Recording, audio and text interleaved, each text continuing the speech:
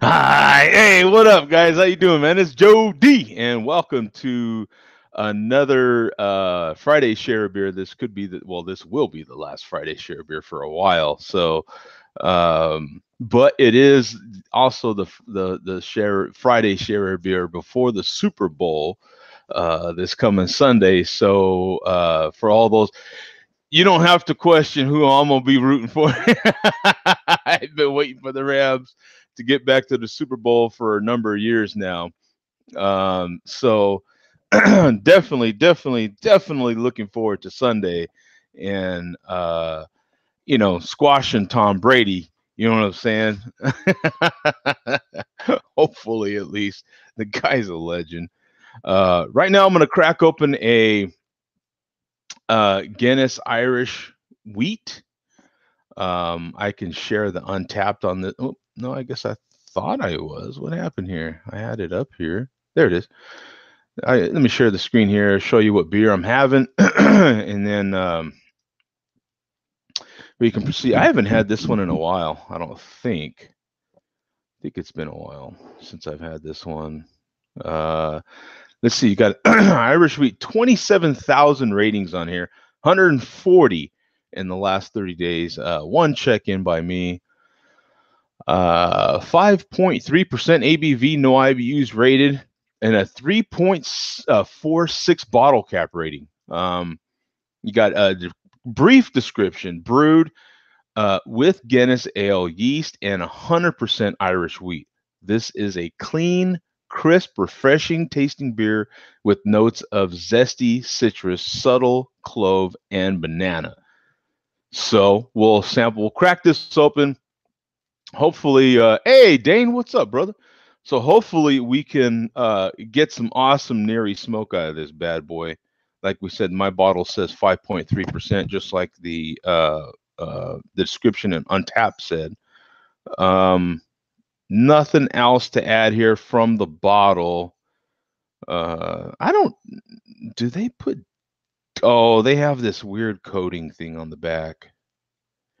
Yeah, it says it's a product from Ireland. But they have this weird coating thing. Sometimes you have to look on these bottles like around the neck, sometimes like around this region. Sometimes there's a date. Sometimes they'll put the date around the bottom here, or sometimes it's on the label. And in this case, it's on the label and it's some weird coding thing. And I don't know all these coding things. I've had them explained to me a bunch. The cap is cool though. It's kind of a regular Guinness cap, but I do like the detail that they put in their cap. You know what I'm saying? So we'll pop it, man. See what we get. Oh, kind of mediocre smoke, man. You know what I'm saying? Not that was a buzzkill right there, man. We didn't really get too much, And I like to really let that beer pour in, man. Look at that. Just get a good pour. Don't be afraid to get a nice head on that bad boy. You know why, man? One of the secrets to this stuff, if you're kind of I'm sure a lot of us ain't new to drinking beer, right? We like to drink beer, but you go to the bar or you pour yourself a drink and you like to get no head out of that thing. You're like, I don't want any head out of that thing. I don't want to waste any beer, right? No, man, you want a nice head on that beer, right? Not only does it add to the aroma of it, and some beers you don't necessarily want that, like malt liquor for Christ's sake. But even if you do, you want this head to happen in the glass, right? And not in your stomach, right? That kind of helps you not feel as bloated. You're still going to get some bloat, don't get me wrong, but not as bloated. So that's one key to pouring a. Now, this is let me see here, 11.2 ounce beer, right? This is a 16-ounce glass, right? So it helps to have a glass that can fit your beer with the head, right? That way you can pour straight up. And then see, I still got a little bit left here. And you want to pour all that in there. You know what I'm saying? Get a nice head, have all that. And look at the color on that bad boy, though. Look at that. That's a beautiful looking wheat beer. That is. It actually is. But just to give everyone some tips out there, man. We're going into a big beer weekend right now, even across the pond. And this show, uh, we used to do this show regularly every Friday, to bring in people from across the pond. And this is a big weekend, even across the pond. The Super Bowl is a big deal, man, all over the world. Yeah, you do get some. This one I've had for a little bit. I don't remember buying this recently, so I've had this for a few months. You do get some banana, you do get some clove.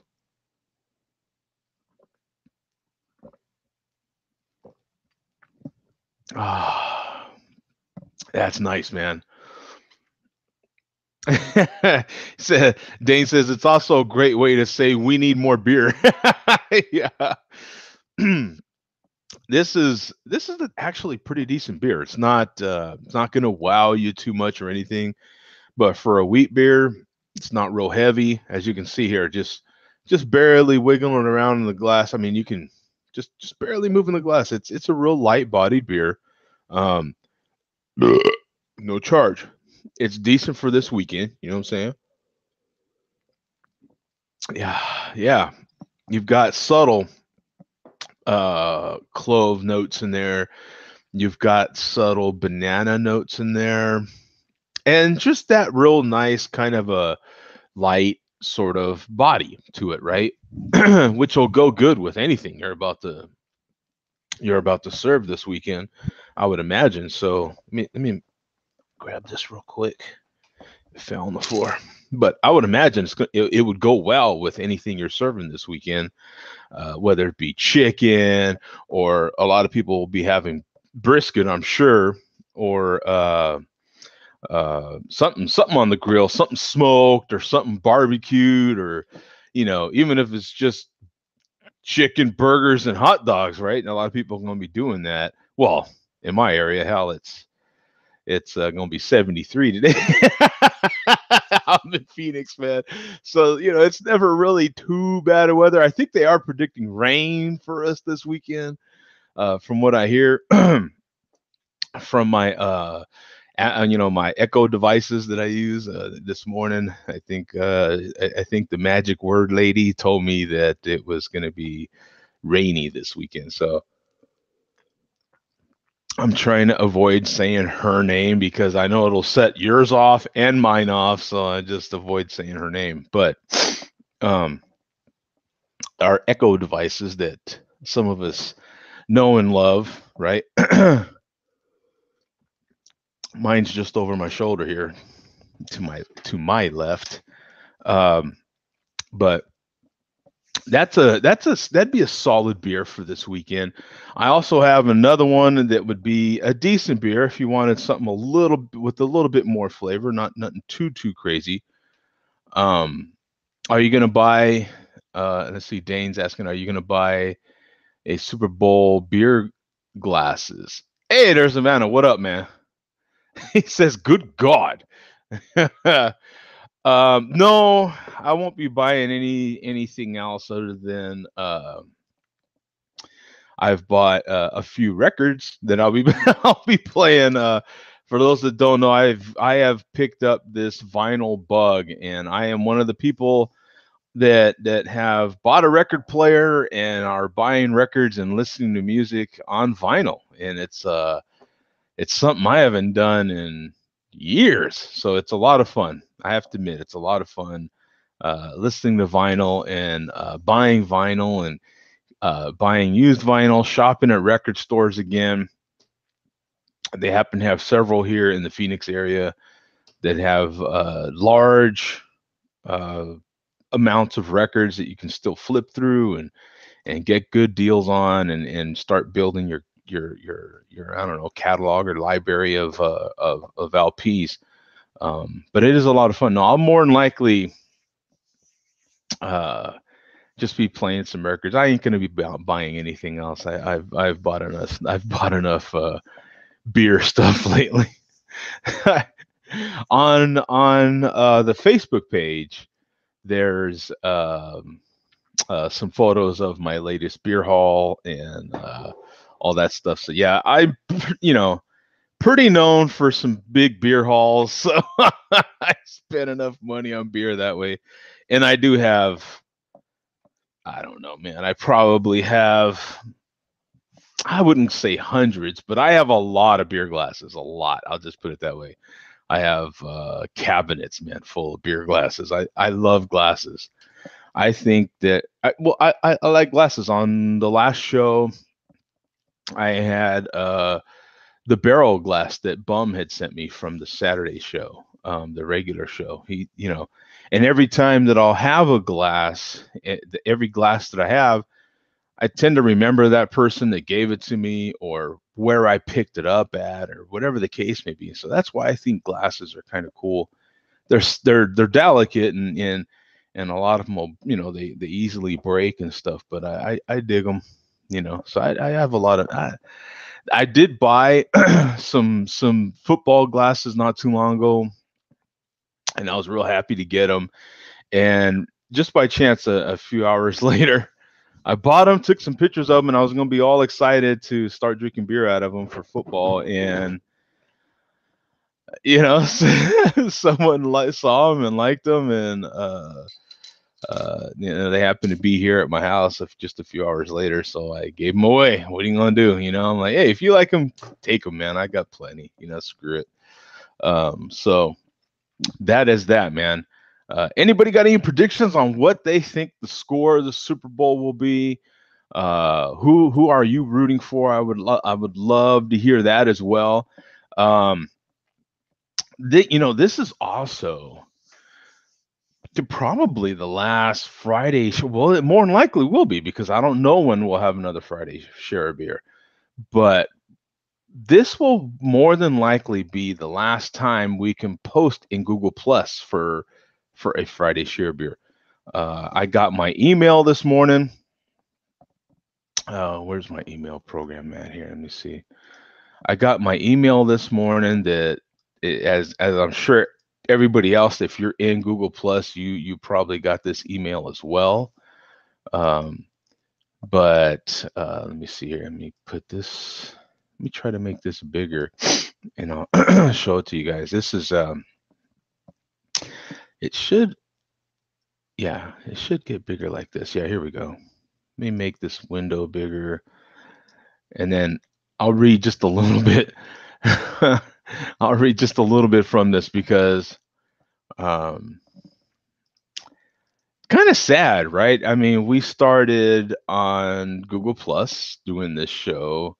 Well, no, we didn't start the show on Google Plus, but whenever Google Plus started, and they had recordings, that's what we did, and it was great. We came over to Google Plus, and when it started, and jumped on that bandwagon right away, and been with Google Plus ever since. So it's kind of sad. You've received this email because you have a consumer / personal account, Google Plus account, or you manage a Google Plus page. In December 2018, we announced our decision to shut down Google Plus for consumers. In April 2019, due to low usage and challenges involved with maintaining a successful product that meets consumers' expectations. We want to thank you for you being part of Google Plus, and provide next steps, including how to download your photos and other content. On April 2nd, your Google Plus account and any Google Plus pages you created will be shut down, and we will begin deleting content from consumer Google Plus accounts. Photos and videos from Google Plus in your album archive and your Google Plus pages will also be deleted. You can download and save your content. Just make sure to do so before April. Note that photos and videos backed up in Google Photos will not be deleted. And then they give you a whole process for, all the rest of that there. But it is pretty sad that Google Plus will be going away. I know it's not the most popular. I know it's not the most popular social network out there, that's for sure. But it's kind of sad that it's going away for me personally, because like I said, when Google Plus started, I remember we were on. Oh man, we were doing this show on.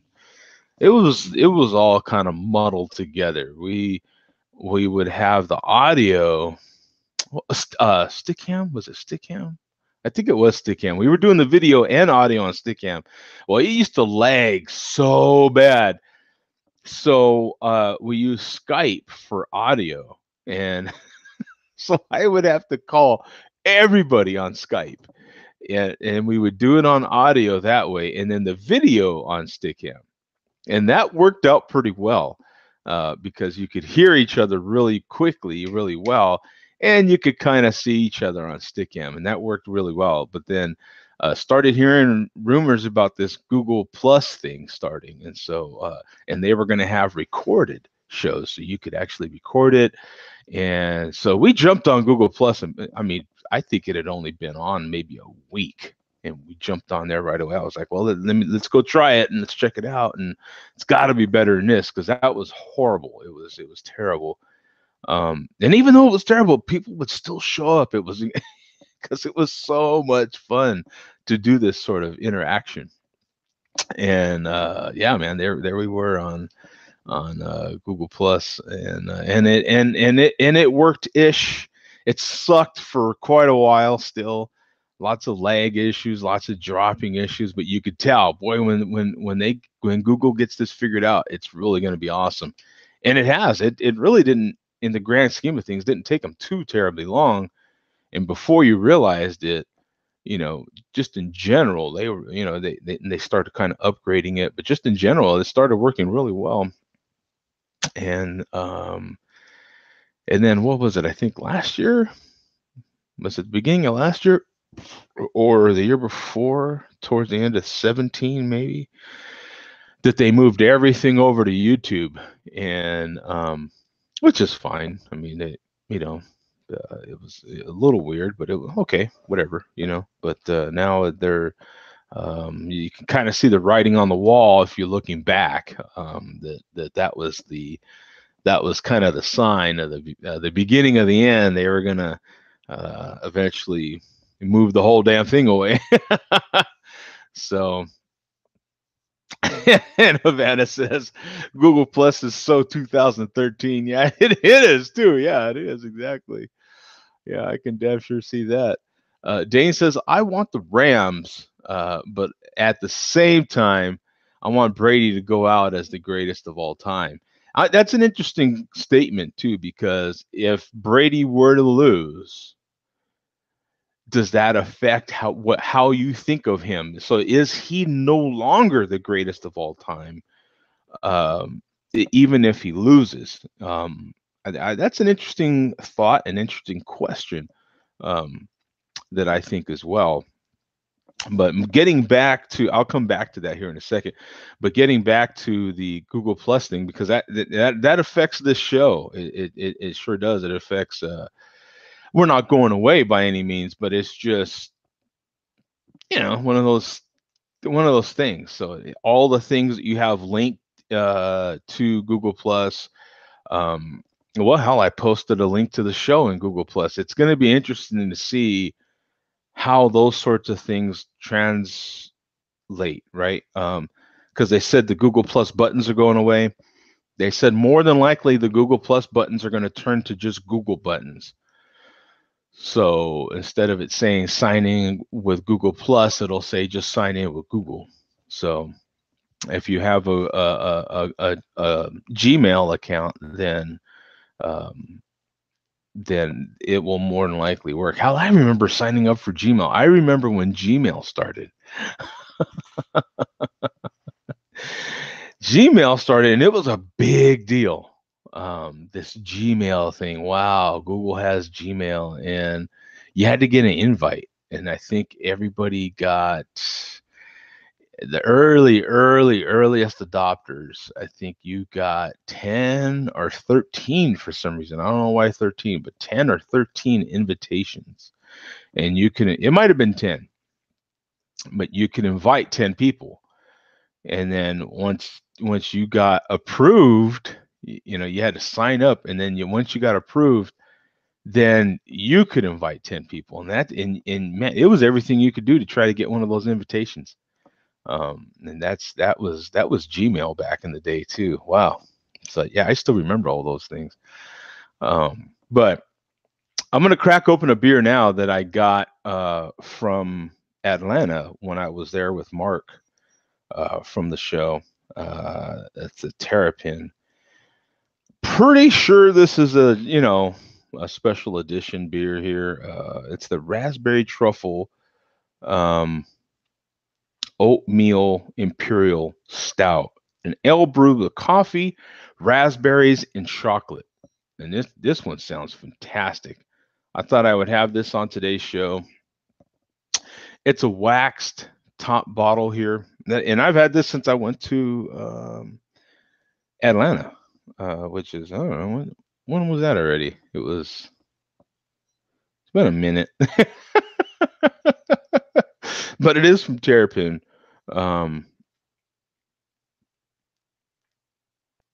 Yeah, Athens, Georgia, and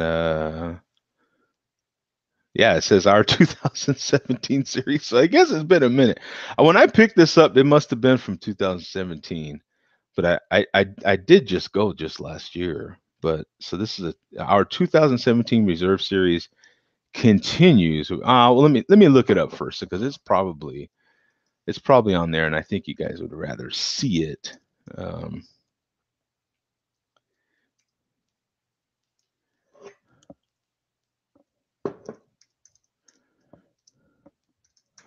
Yeah, I think you'd rather, read along or at least see it. Yeah, here we go. Pipeworks. Yep, this is it. Terrapin. So let's see here. Let me share the screen. There we go. There we are. All right. So this is pretty much, yeah. Yep, this is the beer here. So 6,000 ratings altogether. And this is the Raspberry Truffle W&B. And 4,600. I mean, I'm sorry, 4,600. 46 in the last 30 days. It's by Terrapin Beer Company. It's an Imperial Oatmeal Stout. 9.4% ABV, 30 IBUs, and a 375 rating. So it says here, our 2017 Reserve Series continues with Raspberry Truffle W&B, brewed with pure liquid cocoa, raspberry, and coffee from Jittery Joe's. This delectable Imperial Stout is a dessert lover's dream come true. Take a look at some pictures of this brew. That way you can get a good look at the label and all that sort of thing. So that's a better look at the label than I was showing you. Ooh, nice dark beer. Look at that. Nice. It should be, right? It's an Imperial Stout, oatmeal stout at that. So with an oatmeal stout, I would expect it to have a nice body to it, more on the thicker side, kind of medium to thick sort of body. With that description, as you can see, coffee, raspberries, and chocolate, I'm going to be expecting to get all of that out of this beer. If it has it on the label, I better be able to get it. Oh my goodness. Look at this person they put this in. So yeah, that's exactly what my bottle looks like. So we'll break out the knife here, and for those that like to know, this is one of those charades. This is the old Uncle Henry, I'm sorry. So just a little pocket knife. It's not nothing too crazy, but I do have a collection of knives as well. I'm not as much of a gun person, but and I don't go too crazy over knives, but I do have some. I do have a few, several, I guess. But I haven't bought none in a couple years, so it's something that I haven't done in a while. But this one looks like I'm trying to slice through that wax coating on there and see if we can kind of take this off here. Yeah, it's Sometimes these wax coatings are a little tough to get off. Just got to be careful not to. Um, yeah, sometimes they can be a little tough to get off here. Let's see. Da, da, da, da, da, da, da. I end up taking off some of the bottom part of this wax. It's always when I do this on camera like this, and then I kind of wish I'd just done it ahead of time, but it's kind of cool for, other people to see live what it's like, like as, hey, if it's happening to you, then it's, that's the way it kind of goes. That way you don't think, oh, I'm doing this wrong or something. And nah, it just kind of sucks. Sometimes getting the wax off just kind of sucks. So what I'm going to try to do is I got enough of the cap on this side. I'm just going to try to pull it off and see if I can get some nary smoke out of this bad boy. Oh, that sucked. Just, there was no smoke out of this bad boy. Oh, here we go. Pour this in we're pouring smoke though. Did you see that? There was still some smoke left in that bottle. So I'm going to try to get some head out of this, but I'm not going to go too crazy because, it's a big bottle. It's not a super huge bottle, but it's what is the size of this thing? It's basically 16.9 ounces. So it's basically a pint. Ooh, I need to get a picture. Oh my goodness. Boy, I almost screwed that up. And you can see I'm kind of, the head is very tall on this. There was a lot of bubbles on here, and you give it the old tappa on any hard surface like that, a desk or a countertop or something. And hey, what's up, Earth Tom? What's up? And then you'll get all the bubbles out of there. The guy in the chat right now, man, Earth, is the one that gave us that tip right there. Do the old tappa, and you'll get good beer selfies. So we definitely want to get a picture of this beer for sure, because this is a seasonal release here. So, got some wax on there. Ooh, big raspberry, a big fruity berry sort of smell. And for those, for you guys that just jumped in, you don't know what beer. I'll share the screen real quick so you can kind of see what beer I'm having right away. The raspberry truffle WNB by Terrapin. There, it's that imperial stout that they had, part of their 2017 series. So, ooh, there was a hottie in there. I didn't give any. Hey, Trisha, how you doing? How you doing? Hey, Carrie's in there, man. She said the house. She says, "Hi, Joe. Bad news. That housekeeping job wasn't for me, but there is a hiring event in a grocery store in my city on Tuesday. So I have experience in that at least, and it pays a lot better too. So that's good. That's good, man." And Carrie jumps in from time to time, and we love seeing her here. Absolutely. And Carrie's a good example because she's a Bud Light drinker. She drinks Bud Light, but she just likes the conversation. It doesn't matter what you drink. We even have malt liquor people. We have someone in here right now that just drinks energy drinks. We are known for having someone in here from Minnesota that has nothing but water most of the time. It doesn't matter. You know what I'm saying? Some people just love the conversation, man. That's fine, even if you do drink Bud Light. We don't hold that against you. Dilly, by the way. But in any case, that's a look at the beer. Oh, yeah, you get that nice kind of, and it's not a super sweet raspberry. It's kind of a tart raspberry. And I don't know if I'm getting as much chocolate, but I'm getting a little bit of some chocolate in there. And mostly a lot of like roasty malt goodness.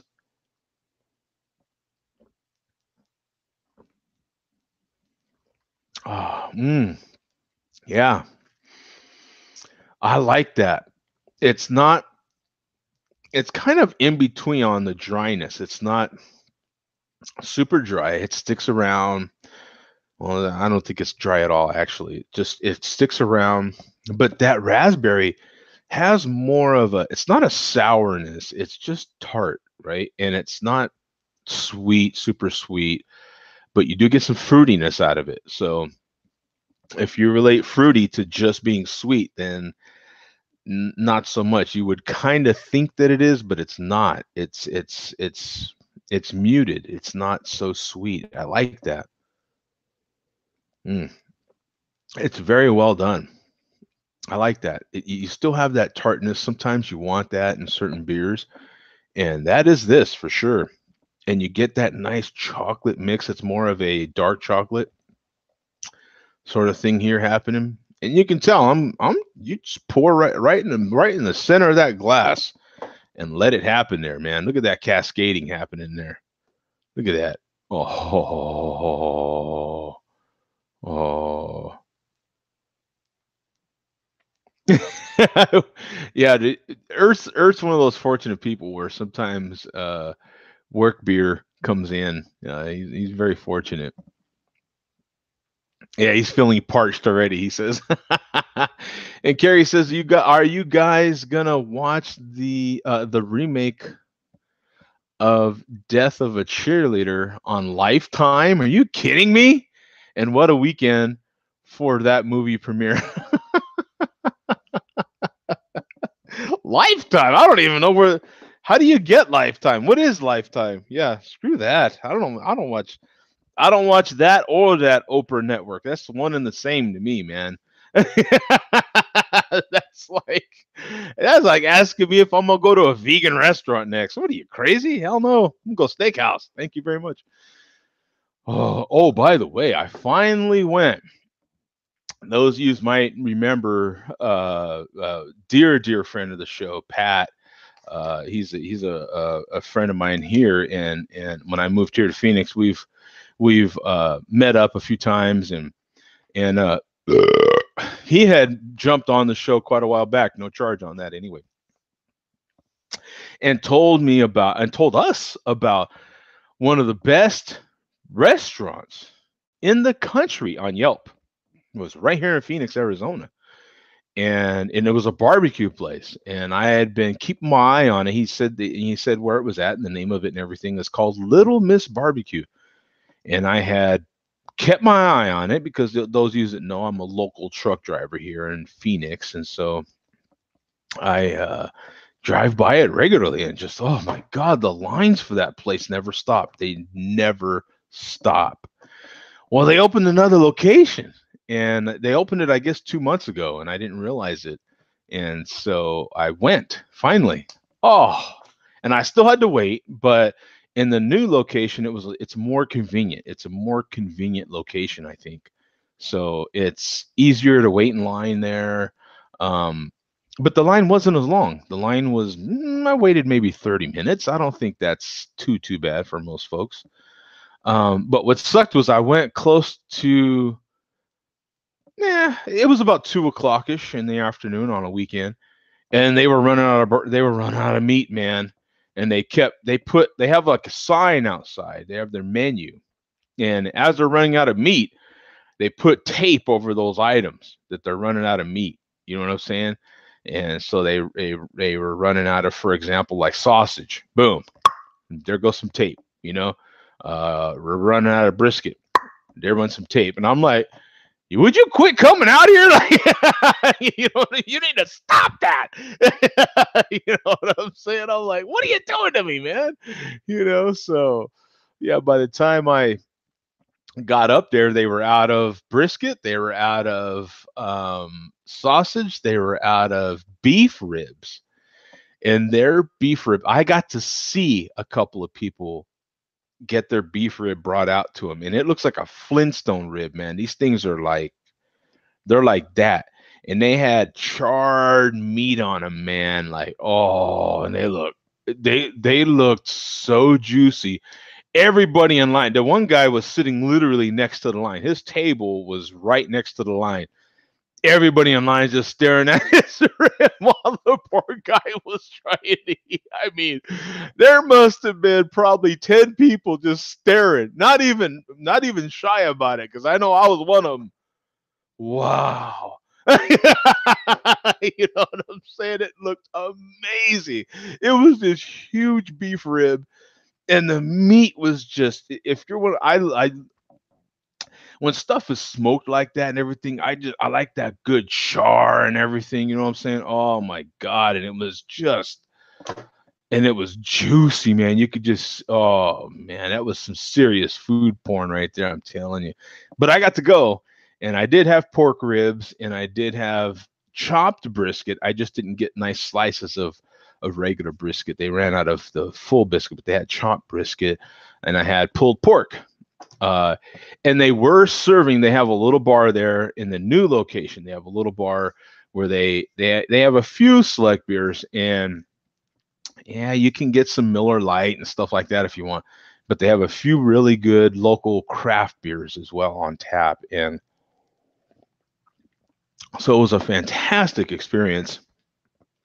Um, see if I can. Where's my pictures from that deal? I don't know where they're at. I am thoroughly enjoying this beer, though. This beer is amazing. I still have a little bit left in the bottle. I'm down to about right here, so I'm gonna pour the rest of that in, and this bottle's done, son. That's it, as you can see.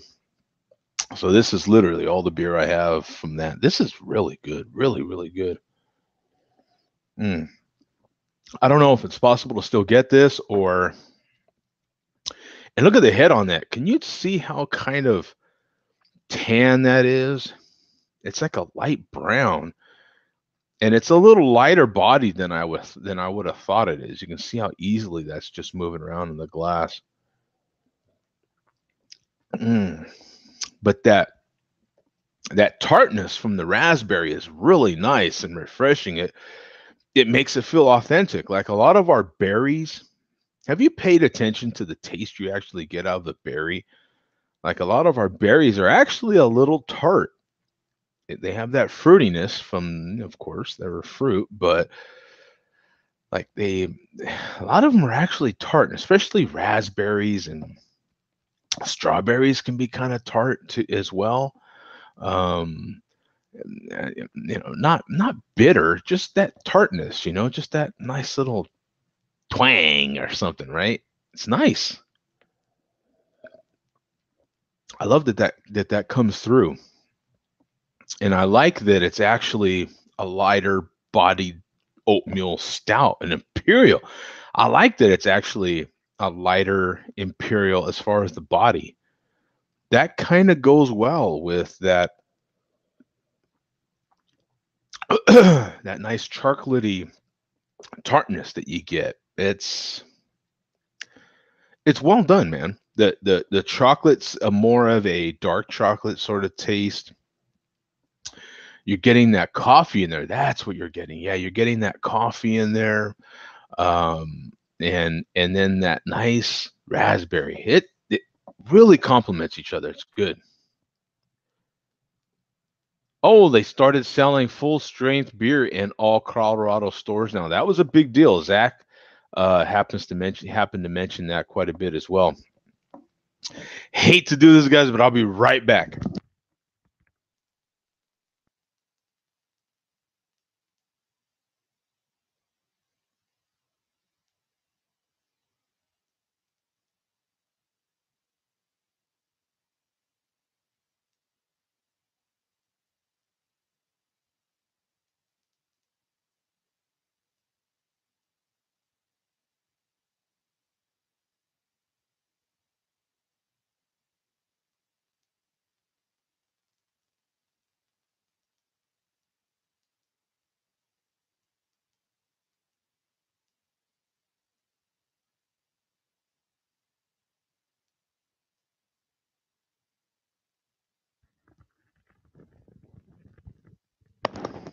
All right. Sorry about that, guys. But Missy, so Carrie said, just wanted to stop in and say happy Super Bowl weekend and cheers. Yeah, absolutely. cheers to all you guys out there. No charge. Cheers to everybody out there. And a very happy Super Bowl weekend. And go Rams. You know what I'm saying? I have been waiting. You guys know, man. I spend a tremendous amount of money on the Rams. This is the towel that I went to the LA and went to the Rams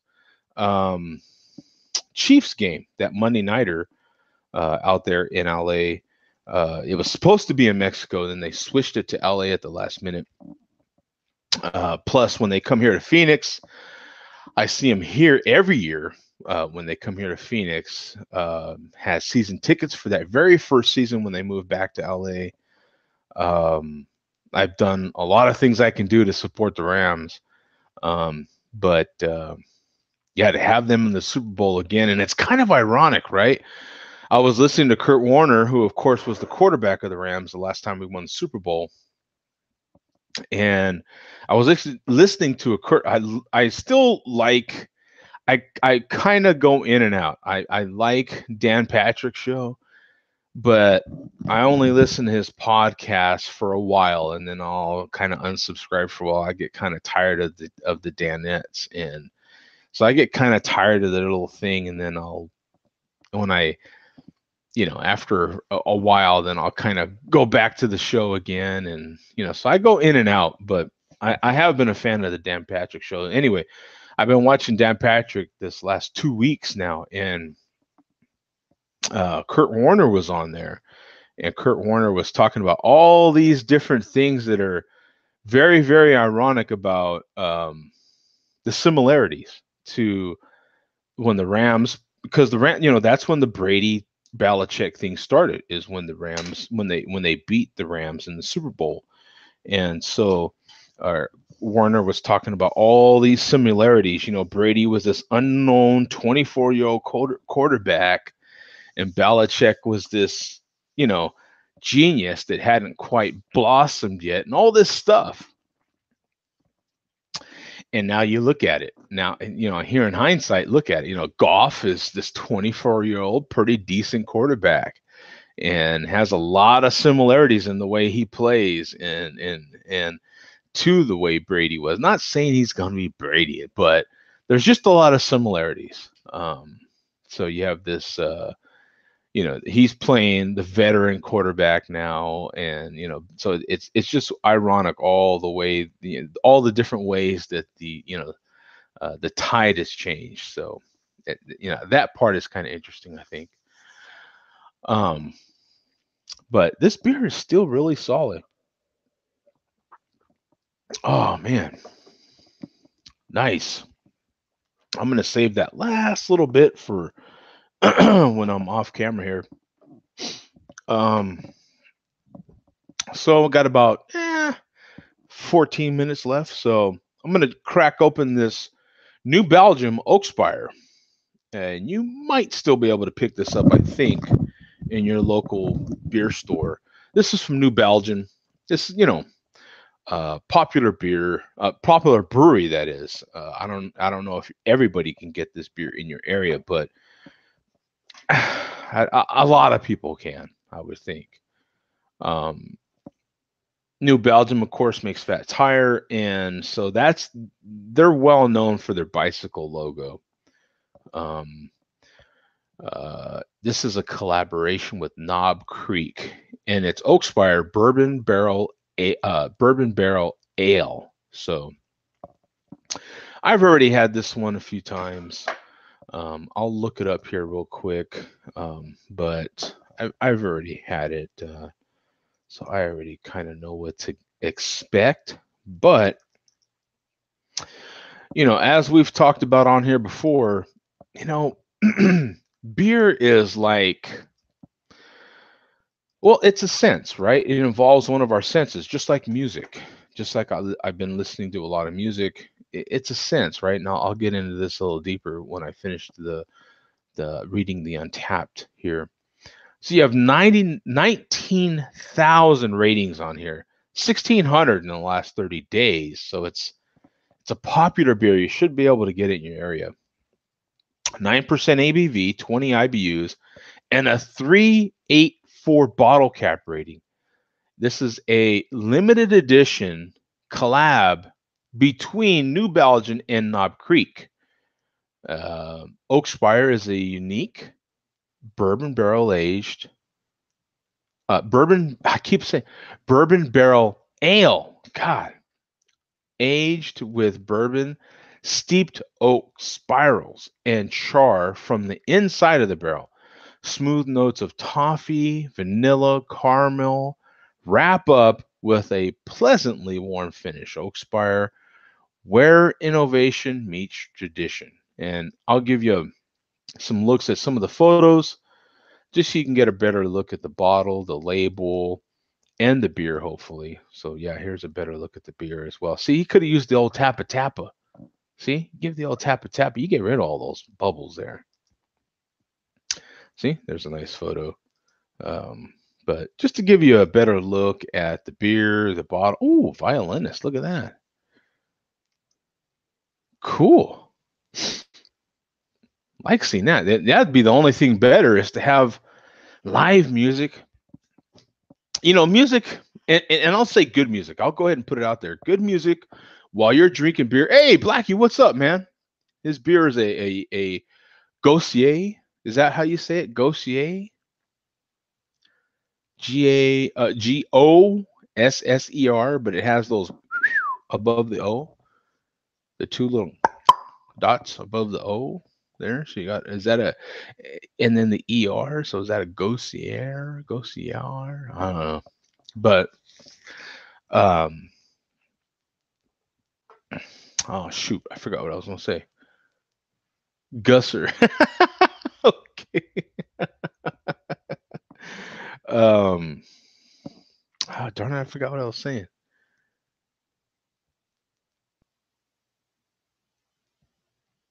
Yeah, Gussier. Yeah.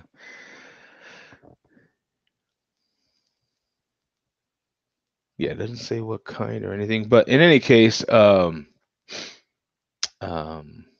this Oak Spire though, hopefully you guys can get it in your area, and it's not too bad. Let's see. Oh, dude, no smoke. What's up with that? Oh, this is that cap. I remember. It comes off red. The whole bottom of the cap is red, and it's kind of interesting, man, because you don't see that all the time. Like for instance, this is the other cap that I took off of the Irish wheat. You know, this is a pretty typical inside of a cap. So when you get one and you pull it off and then it's red, you're like, whoa. It kind of, I don't know, man. I'm one of those little bit of a. I'm into the cap a little bit. So as you can tell, I used to have videos on making caps and stuff, right? I used to have videos on how to make bottle cap magnets, and then I had a beer fridge, and I used to put all my caps, my beer cap magnets on the fridge, so you could kind of tell what what beer I had. Even if I hadn't logged it on Untapped, I had the cap from it, and so I had special openers, bottle cap openers that would preserve the cap. Like this one isn't so much, right? It puts a dent in the middle of your cap. See that? So that's not real good for preserving caps. Now, this particular cap, you saw me open it on the show here, and it came off pretty straightforward. So you could, and all you really do is put a dap of glue in there, name the glue, right? Put a dap of glue in there, and then just a little dot of glue, and then you buy those little magnets from wherever, Walmart, wherever, and you just put it in there and hold it down and let it dry. Um, and that'll make a magnet, and you could put this little bad boy on your little beer fridge, um, if you want. But I used to do that. I still have a majority of those somewhere in a box somewhere. I still have a majority of them. I'm not putting it on my beer fridge now because my beer fridge is the fridge now. I don't have to have a separate beer fridge. You know, I don't have another half that says, "Oh no, I don't like all that beer in the fridge." No, I am. That's it. The fridge is the beer fridge. Like that's it. You know what I'm saying? I even have a little video on the Facebook page, Jody Reviews Facebook page, of me going in my fridge, and then there's some other stuff in there other than beer, but it's mostly beer. On the freezer side, there's food because I don't freeze beer. Hold on. Do I freeze some? No, I just had to make sure first. Okay, because if I open the freezer, is there going to be anything beer related in there? I don't think so. No, no, there's not. So, in any case, though, this is what the beer looks like. Fantastic color. Look at that. Like a nice I don't know, what do you call that color? Caramel. Nice caramel color. Look at that. And the nose gave me that description of the color because you can smell caramel coming off of that. Like a nice, deep, rich caramel, vanilla-ish. If you know what some bourbon barrels smell like, whiskey rather, then you'll kind of know the color and that sort of smell. Now, mind you, it's just the stabs or staves. It's just shavings from the inside of the barrel. It's not. They didn't necessarily age it at all inside of a bourbon barrel. They just put stuff from the barrel into the beer and got some flavor out of it, which is fine in some ways for what they're trying to do. Sure, it's fine.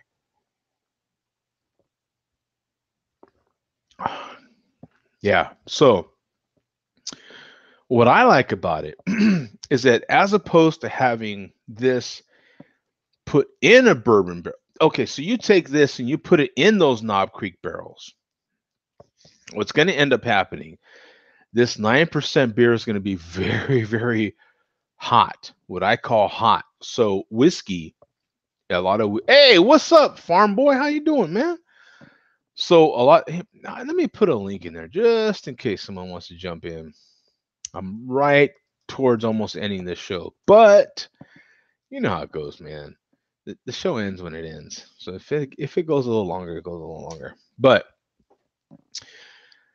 for those of you that are familiar with drinking whiskey and oh, it says the link is messing up. While there's still Google Plus, Tom, there's a link in Google Plus. I can send you an invite. So let me send Tom an invite. He's a regular on the show. I have to give Tom his props here. Send him an invite. Okay, so if you're used to drinking whiskey, and I was just drinking whiskey a couple nights ago, cocktails, perfect, man. Nice little whiskey, some ice cubes. I like to if I'm having just whiskey and ice, and I'm pretty much just gonna have whiskey and ice. I'm not a whiskey straight up guy. Shots maybe, but if I'm having in a nice double shot glass and a nice whiskey glass, I'm gonna have it with ice. Hey Tom, what up, bro? What's up, yo?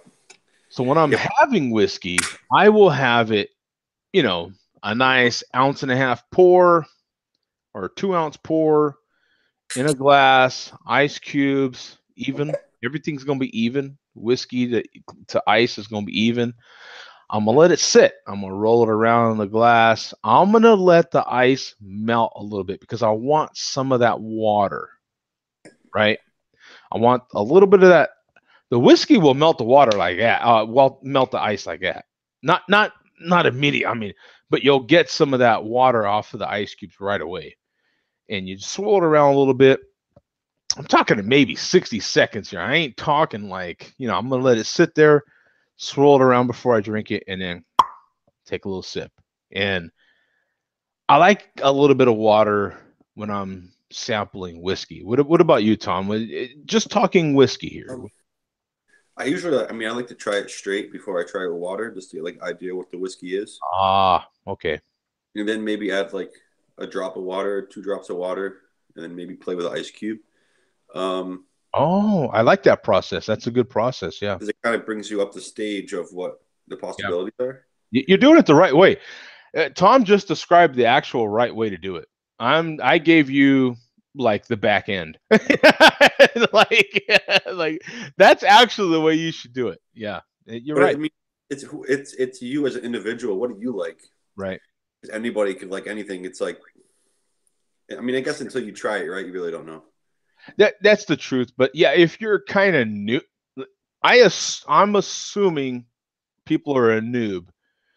And yeah, you're right. That's actually the right way you should do it, because you should try it first. Try it, full strength, like Tom said. And then you could get the same 1.5 ounce, 2 ounce shot.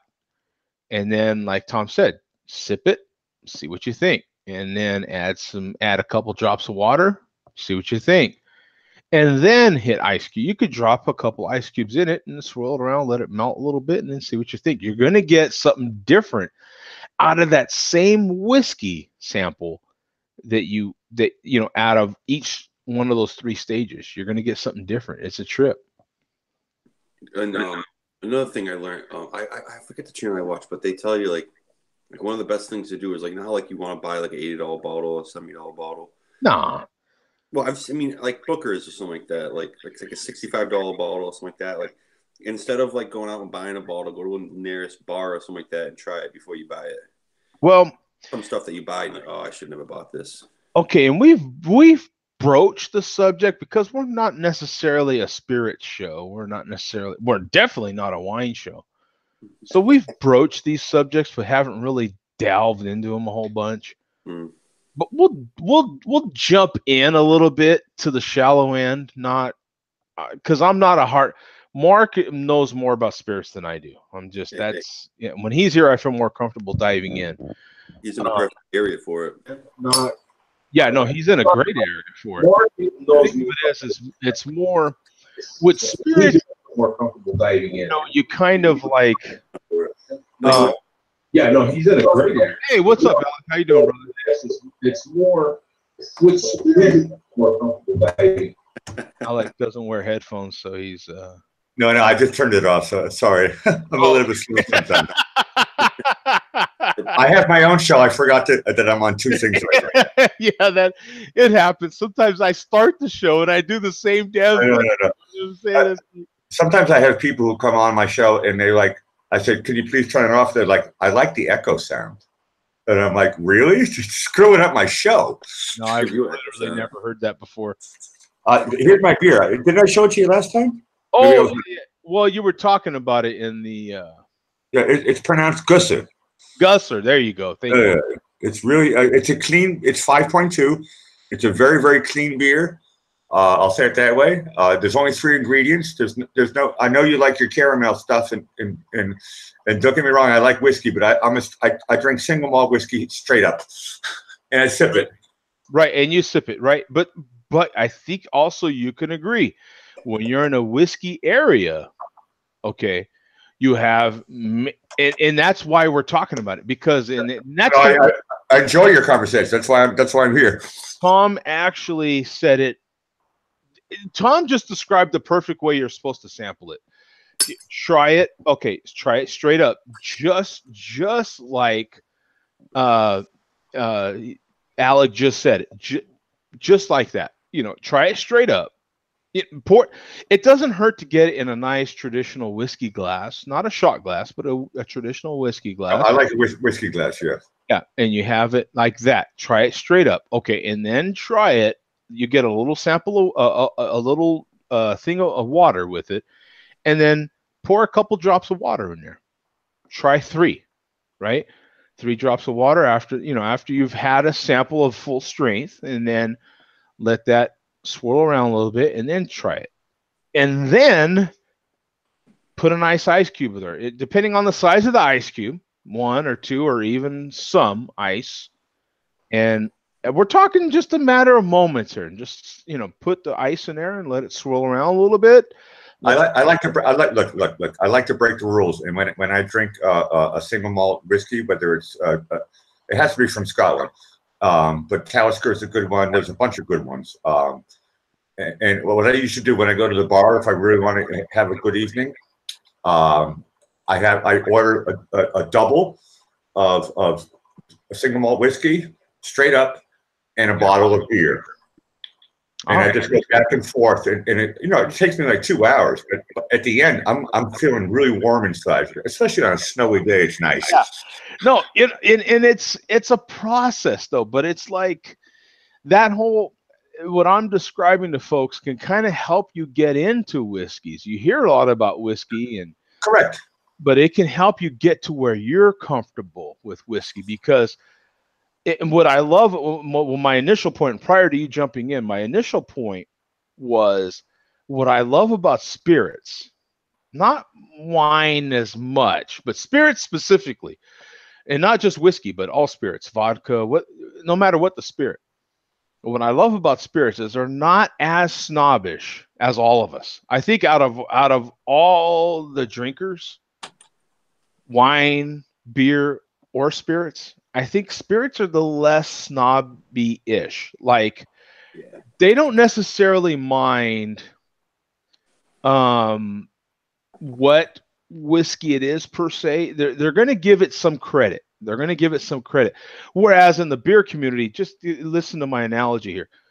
In the beer community, we're going to poo-poo Bud and Bud Light all day long. Like, you know what? Yeah, it's all right, but I'll drink Budweiser. I'll drink it. Right, but we're still going to give it that, like, right, and you know, wine. God Almighty, God help you with wine, right? Like, that's just, I don't even think I need to go into that. That's just, you know, you're. I like red wine. I have a bottle of red wine every night before I fall. No. It's not a matter of liking wine. It's a matter of the snobs in the wine community. Right? Like, no, I just drink it. You're gonna get people that are gonna say, yeah, you don't have to spend a lot of money on wine, but I so happen to have this $250 bottle of wine over here. I know what you're talking about. And your little $10 isn't gonna quite amount to it, right? It's like, but with whiskey, with spirits, you will get people that are into some very highbrow whiskeys, single malts that are aged, blah, blah, blah, right? But at the same time, they're not necessarily going to give a Jack Daniels a lot of credit, but they're not going to poo-poo it at the same time. They're going to say, I don't like Jack Daniels. I'm starting to sound like a snob. My favorite my favorite whiskey is Oban. If you ever had Oban before, if you haven't tried it, it's a top shelf one. But look. When I lived in America, I'm here in Vienna right now, but I'm from Boston. When I lived in America, I always drank Ice House. That was my favorite beer. And it's cheap. So I'm not a snob. Yeah, ice. Yeah. Well, yeah. I like Ice House. Ice House is in a bottle. It's in a can. It's rubbish. The only reason I went on that subject is because I cracked a bottle of Oak Spire bourbon barrel ale from New Belgium. And so, you know, I was going, you know, from Knob Creek, and that's why I know that stuff. Yeah. I dived into that a little bit because I didn't want people to feel like, hey, you know, maybe you're curious about spirits. It is a beer drinking weekend. No matter where you're at in the world, you've either heard of the Super Bowl or you're going to watch the Super Bowl. The Super Bowl is a world event nowadays. It's. I'm from New England, so you know who I'm voting for. Yeah, I know who you're voting for. He's one of those New England guy, Tom, that is going for the Rams. It's amazing. No. That's a good one. No, I'll be honest with you. But getting into hard stuff, yeah, definitely. And look, look. In Europe, you're allowed to drink alcohol when you're 16 years old. Okay, but people were watching from America. I am not promoting you. You should only drink after you've been to the military for 3 years, and at 21 you can have your first drink. That's a joke. And but my first whiskey was actually one of my old brother-in-laws. He said, "Dude, man, you got to drink this stuff." And I was like, "Whoa!" I was in my 20s, and I was like, "Whoa!" And he said, maybe you should start with a blend. So Dimple was the one that I really started with, and I liked Dimple. It was a blend. It wasn't single malt. It wasn't strong. They mixed it up with a bunch of stuff. I don't know what they put in it. But Dimple was a really, really nice, they call it a whiskey blend. Have you heard of Dimple? No. Okay, now I'm really starting to sound like a snob. I like a good like kick in your face I'll be back. bourbon. Like I like bourbon too. like is really it's not cheap. It's like $35. I mean, it's pretty fairly Yeah, I cheap. know the good stuff. McKenna, John McKenna 10. Yeah, I know that one. Yep. That's a really good bottle and bond for the Yep. price. Now you're starting to sound like a snob. No, I just know what I like. I'm joking. This is a show about beer, so Yeah, no, I mean, it's nothing wrong with knowing what you like, right? I mean, hey, it doesn't really make you a snob, does it?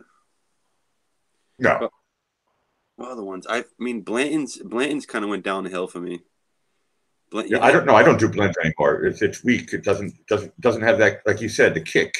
Yeah, That's why I recommend Oban. I recommend Oban for anybody who really likes a good whiskey. I've tried a bunch of them. I'm not a snob.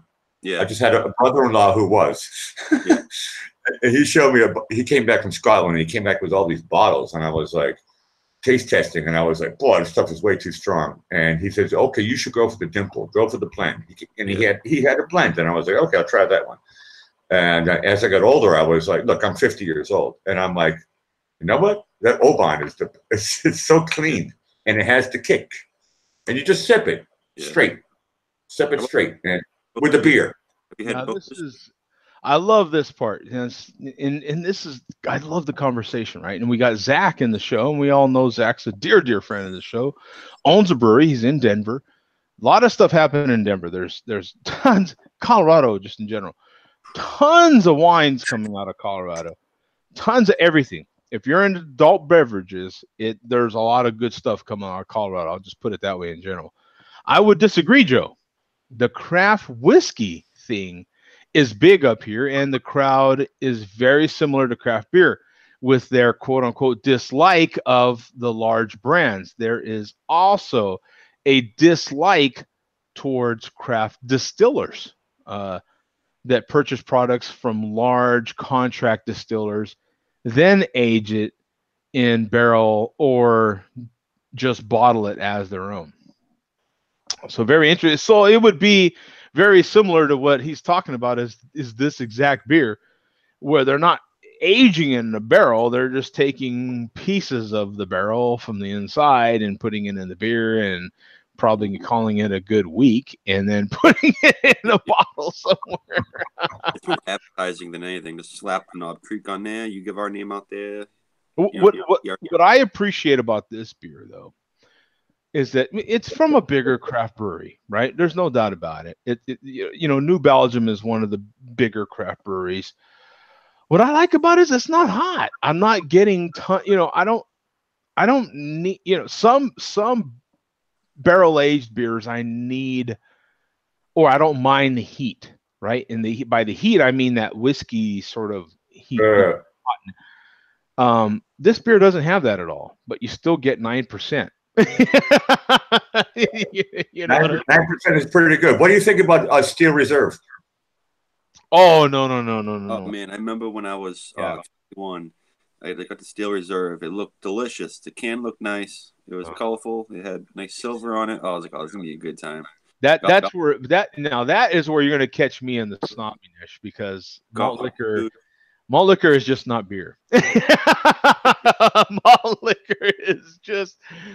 I get it. I get it from the expense part of it. You can save a lot of money. It's very cheap. Yeah, it's very cheap. It's cheap. Yeah, it's cheap. You feel like shit though. It depends on how much you drink. Look, when I was in Florida, I would go to the beach. I had 2 Steel Reserves. I had a great nap on the beach. Oh man. Okay, there you go. Yeah, sure. Okay, there you go. A nap on the beach. Yes. Do you call it my doctor told me it was healthy for me. He says, buy 2 Steel Reserves from the gas station, go to the beach, and pass out. So I did it. I question your doctor's judgment, my friend. What kind of doctor were you going to? Is that the same doctor that gave you the prescription to go to the store that has the little green cross in front of it? My doctor is Vinny Boombots, okay? And I met him on the dark web, and he's free of charge. There you go. Boom! I was questioning his doctor. You got the answer. There you go. BRB. Speaking of beer, I got a peach in the oven. I got to turn the oven off. I'll be back in a second. Whoa! Wait a minute. Did he? Peach? Is a peach a pie? Did he set a peach in the oven? I think so. I think we should get more into this and see. It's blowing my mind a little bit right now. What did he say? A peach? Peach. He didn't say peach pie. No, he said peach. He said a peach. I'm thinking maybe a pie, or maybe we'll get Peach something. A peach pastry of some sort. Right? But not just a peach. We're gonna get to the bottom of this, Joe. We're gonna get to the bottom. What? Okay, so a little more description. Peach what? Peach cobbler, peach pie, peach. I mean, what else can you make? I mean, you can make a lot of things with peaches, I guess, right? I knew a DJ in Florida. Her name was Peaches. Hey, what's with this peach? What's Oh, Zach says it was a quiche. Oh, a quiche in the oven. You got a quiche in the oven? Oh, a peach. You put a bunch. No, I have a pizza. I had a pizza. Oh, Oh, a peach. Boy, we all had it wrong.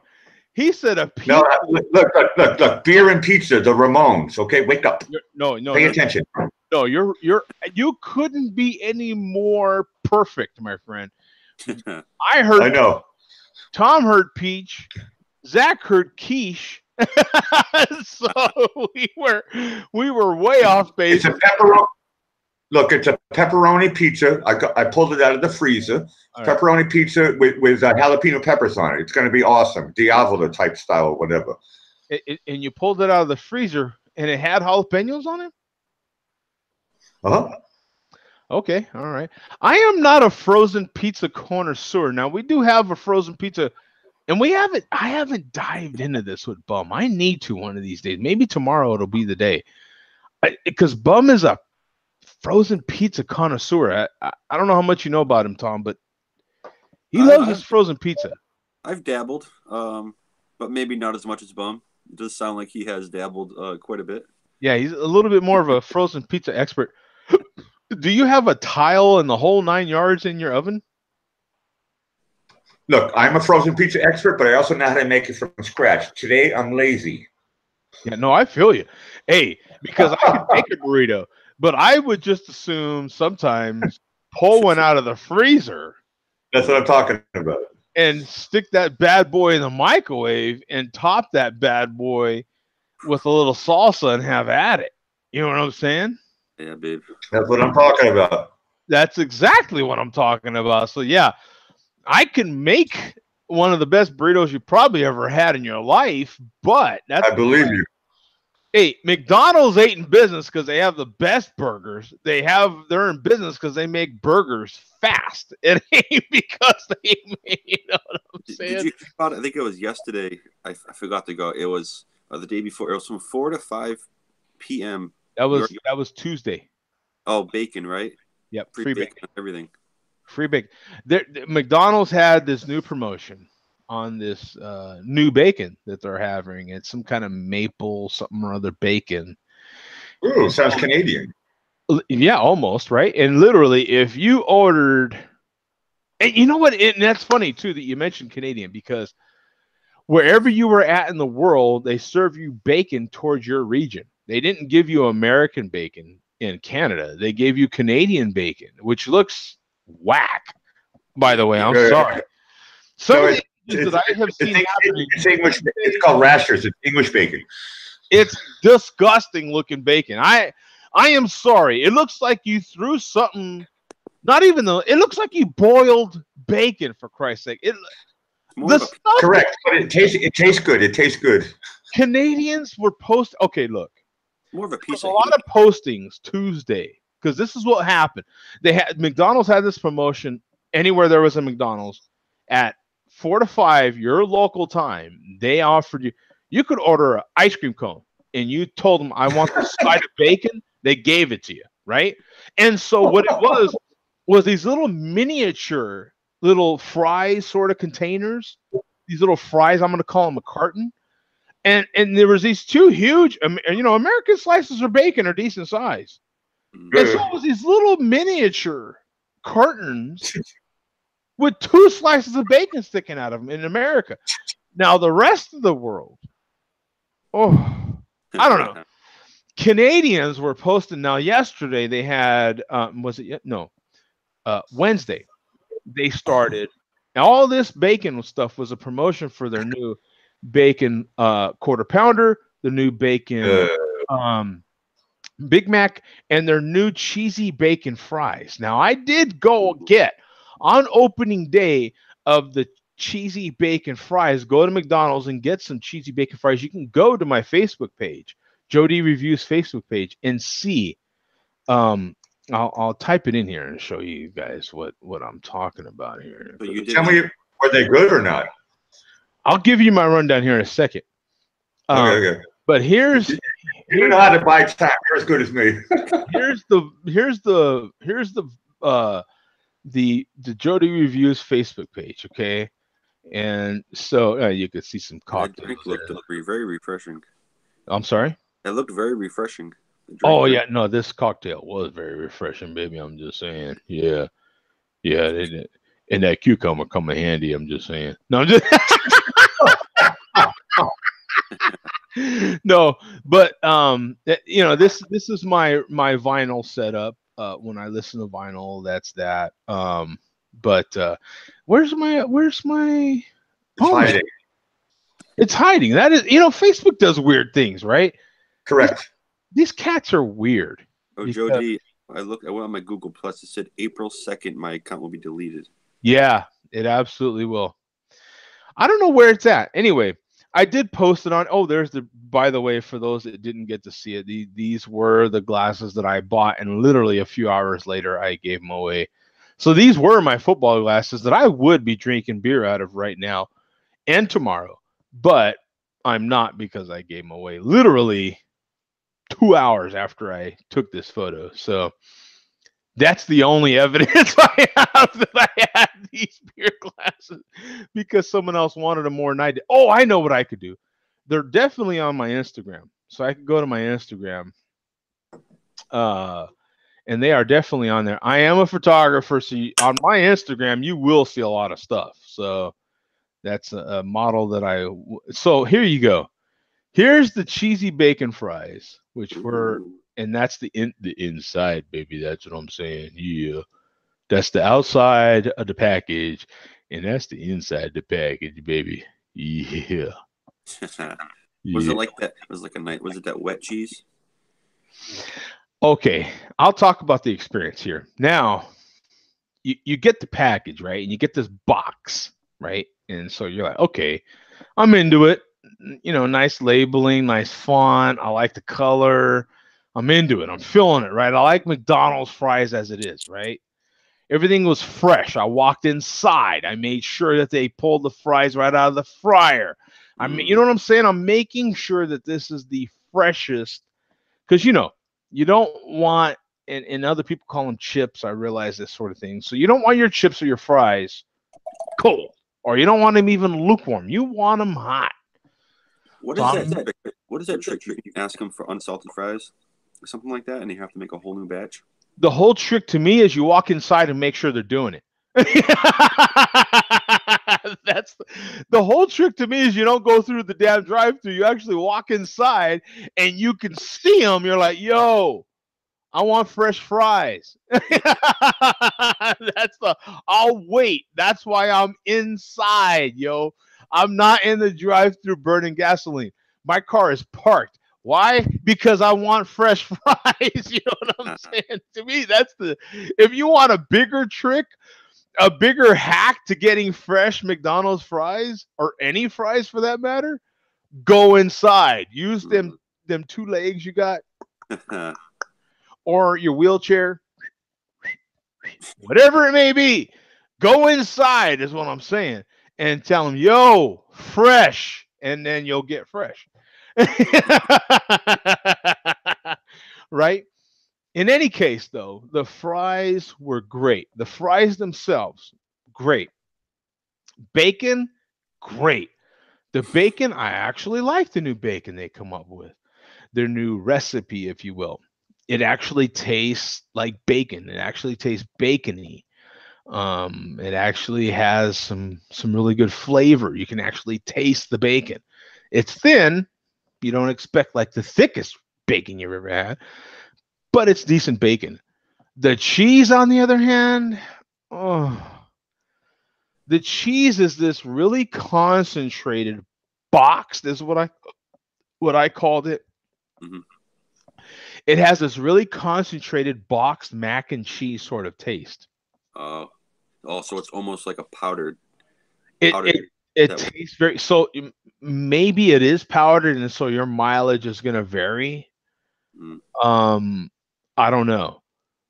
Knowing McDonald's, I kind of doubt it. Have you ever seen the way McDonald's does things? Like everything's kind of pre-mixed, So Yeah. I wouldn't doubt if it's already some pre-mixed sort of thing that they're pulling out of a bag and not a box, Mhm. right?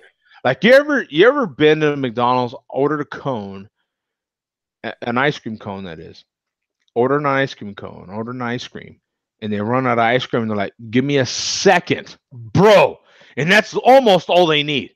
They're like, "Give me a second. I'm gonna put more ice cream in the machine, and it'll be a second." Yeah. Swear to God, it's less than 60 of them because they pull out this. What do you call those like foil-looking bags? Polymerphorine or whatever they call it. What are you talking about?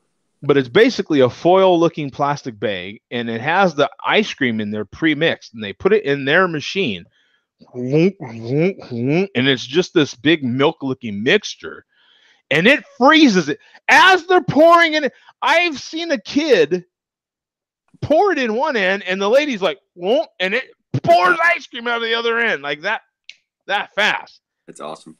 It is awesome. It is awesome.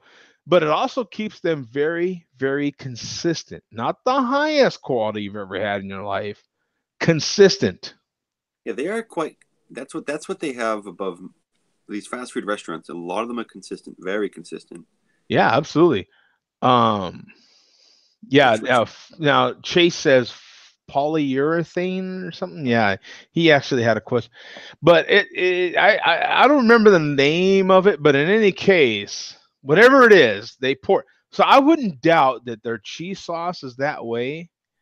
Mm. It's not something that they're mixing there because McDonald's don't like to leave a lot of things to chance. Well, it's definitely not real cheese. You can throw It's that out. definitely not real cheese, right? So I'm just saying the perfect match would be the new bacon they have with. Now well, maybe you don't know. That's why you're watching the show, to be enlightened. But Taco Bell has their fries back. So if you didn't know, Taco Bell has their nacho fries back. Nacho fries, my fries, right? So if you were to take the Taco Bell nacho sauce, put them on McDonald's fries with the McDonald's bacon, that's a match made in heaven, my friend. Because that nacho and what I like about Taco Bell is they're not shy about it. They're like, it's nacho cheese sauce. We don't give a rip, right? Mhm. They're not trying to call it some kind of whatever. They're like, yeah, it's nacho cheese sauce. Who gives a that's what it is. It is what it is, right? And that's what I love about it because that's all I want. I know it's fake, right? Just make it nice and creamy and make it taste like what I'm familiar with, not what you want it to be. I don't need it to taste like cheddar cheese, for Christ's sake. I want it to taste like the fake stuff that I get with the fake jalapeno chips on it and call it a day. Right? You know what I miss from McDonald's? They used to have the jalapeno cheddar burgers. They used to have the white cheddar with the jalapenos all in the burger. Oh yeah. Dude, those were so good. And they're gone. They were just gone. The thing about McDonald's is it's really regional nowadays too. So they have some of those same items. Like in my area, I can't get a breakfast bagel, but in other areas they still have them. Like when I was going to Houston still had them. I ordered me a sausage, egg, and cheese bagel. Awesome. I go to other areas, sausage, cheese bagel. Every time I see one, I get one. I can't get a McRib here. Do you have Dunkin' Donuts in your area? Oh yeah, Dunkin' Donuts. Yeah. All right. No, going back on consistency, Dunkin' Donuts. With their coffee, they're so inconsistent for each place. Exactly. Pretty bad. Exactly. Each Hold on, place- I'll be right back. Okay.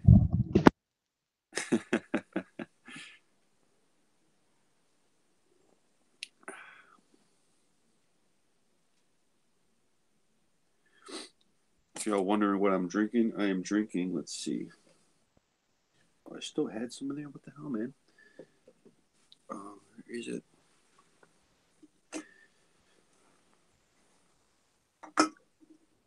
I am sipping on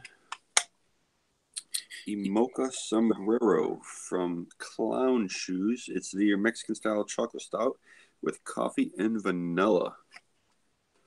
Ranking in, what's it coming in at? I don't even know how strong it is. Oh, this is a 7%. I didn't even realize how strong these were. Chugging them back like an asshole. Jesus. I thought the beer that I'm drinking is like a 5.5%. I look at it, it says 7%. I'm like, what the hell? Nice. If you don't know what I'm having the It's messed up because I have to I do these early shows. I have a beer. I can't stop going to the restroom, for Christ's sake. You know, I'm that guy that can go to the bar at 3:30, 4 in the afternoon and close it without even having to go to the restroom, dude. I can beer after beer. I am not getting up. That's the way it works. You know what I'm saying? Like, are you eating though? Are you eating food there? I will eat one time. Maybe the food helps though, because sometimes when I eat, I feel like I had a bowl of oatmeal before I started the show. Oh, there you go. Boom. How do you make your oatmeal? Do you make instant or do you make Oh yeah, instant. Yeah. Instant. All right, I'm just wondering. Yeah, just one packet of Quaker Instant. There you go. And then I'll tell you my little tricks though. Yeah, because I'll have a packet of Quaker Instant, warm it up 2 minutes, boom, right, done in the microwave. Pull it out, 2 scoops, Cool Whip, baby. Cool Whip, mix it in, whoop, whoop, whoop, whoop, whoop, right? 4 strawberries, slice, whoop, whoop, whoop, whoop, whoop, right? In the oatmeal. Banana, whoop, whoop, whoop, whoop, whoop, in the oatmeal. Mixing it up, eating it. That's what I'm talking about. No cinnamon? Nah, no cinnamon. No cinnamon? Okay. Literally, the only variable in there is the oatmeal itself. So, you know, I'll buy a big random pack of Quaker Instant oatmeal. So whatever packet I happen to grab is the one that I'm going to have. So if it's, who knows what flavor, you know, you name the flavor. I don't give a damn what flavor it is. It's just, you know, I literally reach in there. I have the shelf is high enough where I can't see it. So I just kind of reach in the box and grab an oatmeal, and I don't even sometimes know which oatmeal it is till I'm eating it. You know what I'm saying? Because I don't really care. I just, all right, whatever, you know? Yeah, because if you choose, you're going to have the ones that you don't want at the end. Yeah, or you like the least, right? Yeah. You know, today, I just remember today's had walnuts. Ooh, dude, some good walnuts. Pecans. Ooh. Yeah, little chunks of walnuts in it. Yeah, you know, that was fine. All right. You mind if I share what I was drinking yesterday? I found a half. Sure. You ever have that? You have a beer and you don't drink the whole thing. You're like, oh shoot, I didn't drink the whole beer. It's so half there. I literally just did that last night. I had a beer that I didn't finish from the day before, and I finished it yesterday. I'm that guy. Yeah. A little bit age on this might have helped though. It is Gunner's Daughter. It's their milk stout. It's a peanut butter peanut butter coffee dark chocolate milk stout. And what was her name? Loretta? It'd be better if they called it Loretta, the Gunner's Daughter. Wouldn't it? It would. It would. I don't think they thought that all the way through.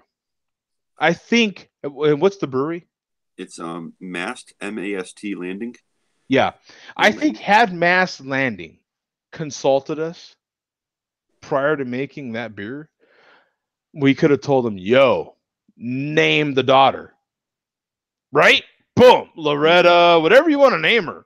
I don't know. You want to know the name of the daughter. You want to know the name, right? I think it gives more of a punch, right? You're like, Loretta, ... the farmer's daughter, right? Yeah. Boom. Pale ale or oatmeal stout, whatever it is. I don't give a damn. It's really good. I've been on a peanut butter kick.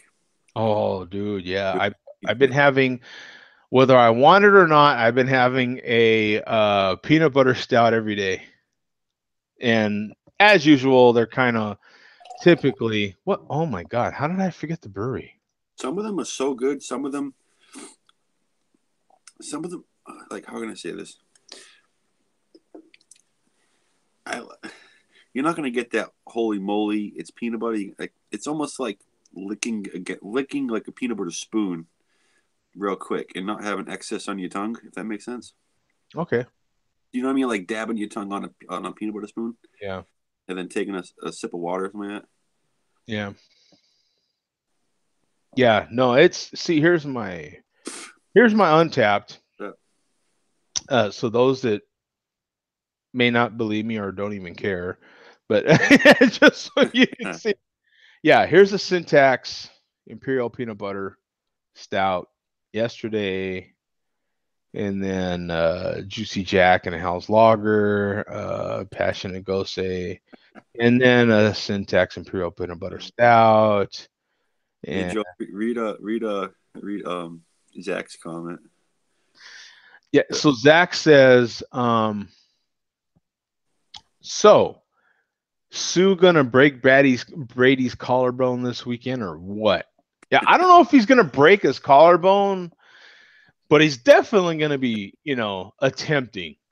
Who's more likely to get ejected from the game than break Brady's collarbone? I'm just saying.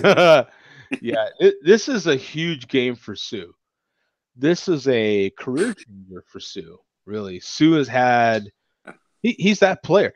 Now, when you think back on it to probably another month from now, but like if you were to go to the end of February or beginning of March of last year, when the Rams picked up Sue, when the Rams were picking up a lot of players, and you were forced to say, you know what, the Rams are making a hell of a go at it, right?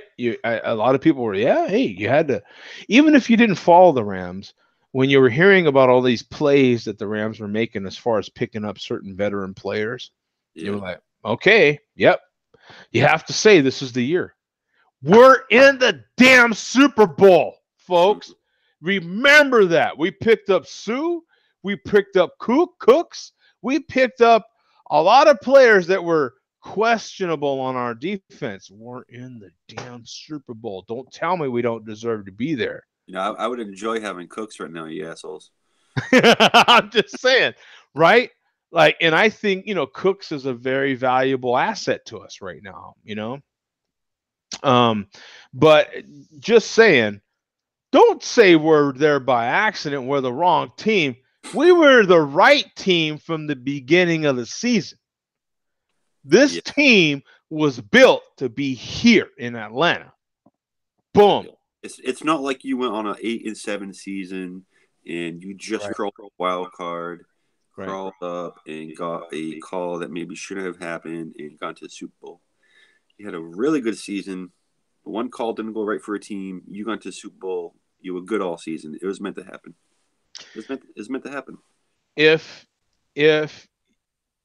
you are a Saints fan and you follow Breeze, you watched his interviews today, and even he had to say, look, he's still getting over the call. To me, the call and how you dealt with it says a lot about your team. Okay, the call happens to the Saints, right? If you're that team, whether it be on the coaching staff or one of the players, they can't get over that, and your kicker still kicked the field goal, which put you 23-20. So let's not forget that. That next play, you were leading the game. All you had to do was stop us, but you didn't, is the point. The way I kind of look at, like, you can go. I'm sorry. If you're that team that can't put that last play behind you, which is what you're supposed to do as a pro, that's the difference between those 1%ers that you see on the field and us. They have that ability to put it behind them. That last play is the last play. The next play is the next play. If you can't put that behind you and that ends up affecting you like Atlanta Falcons did, then so be it. Yeah. Right? Then who is the right team?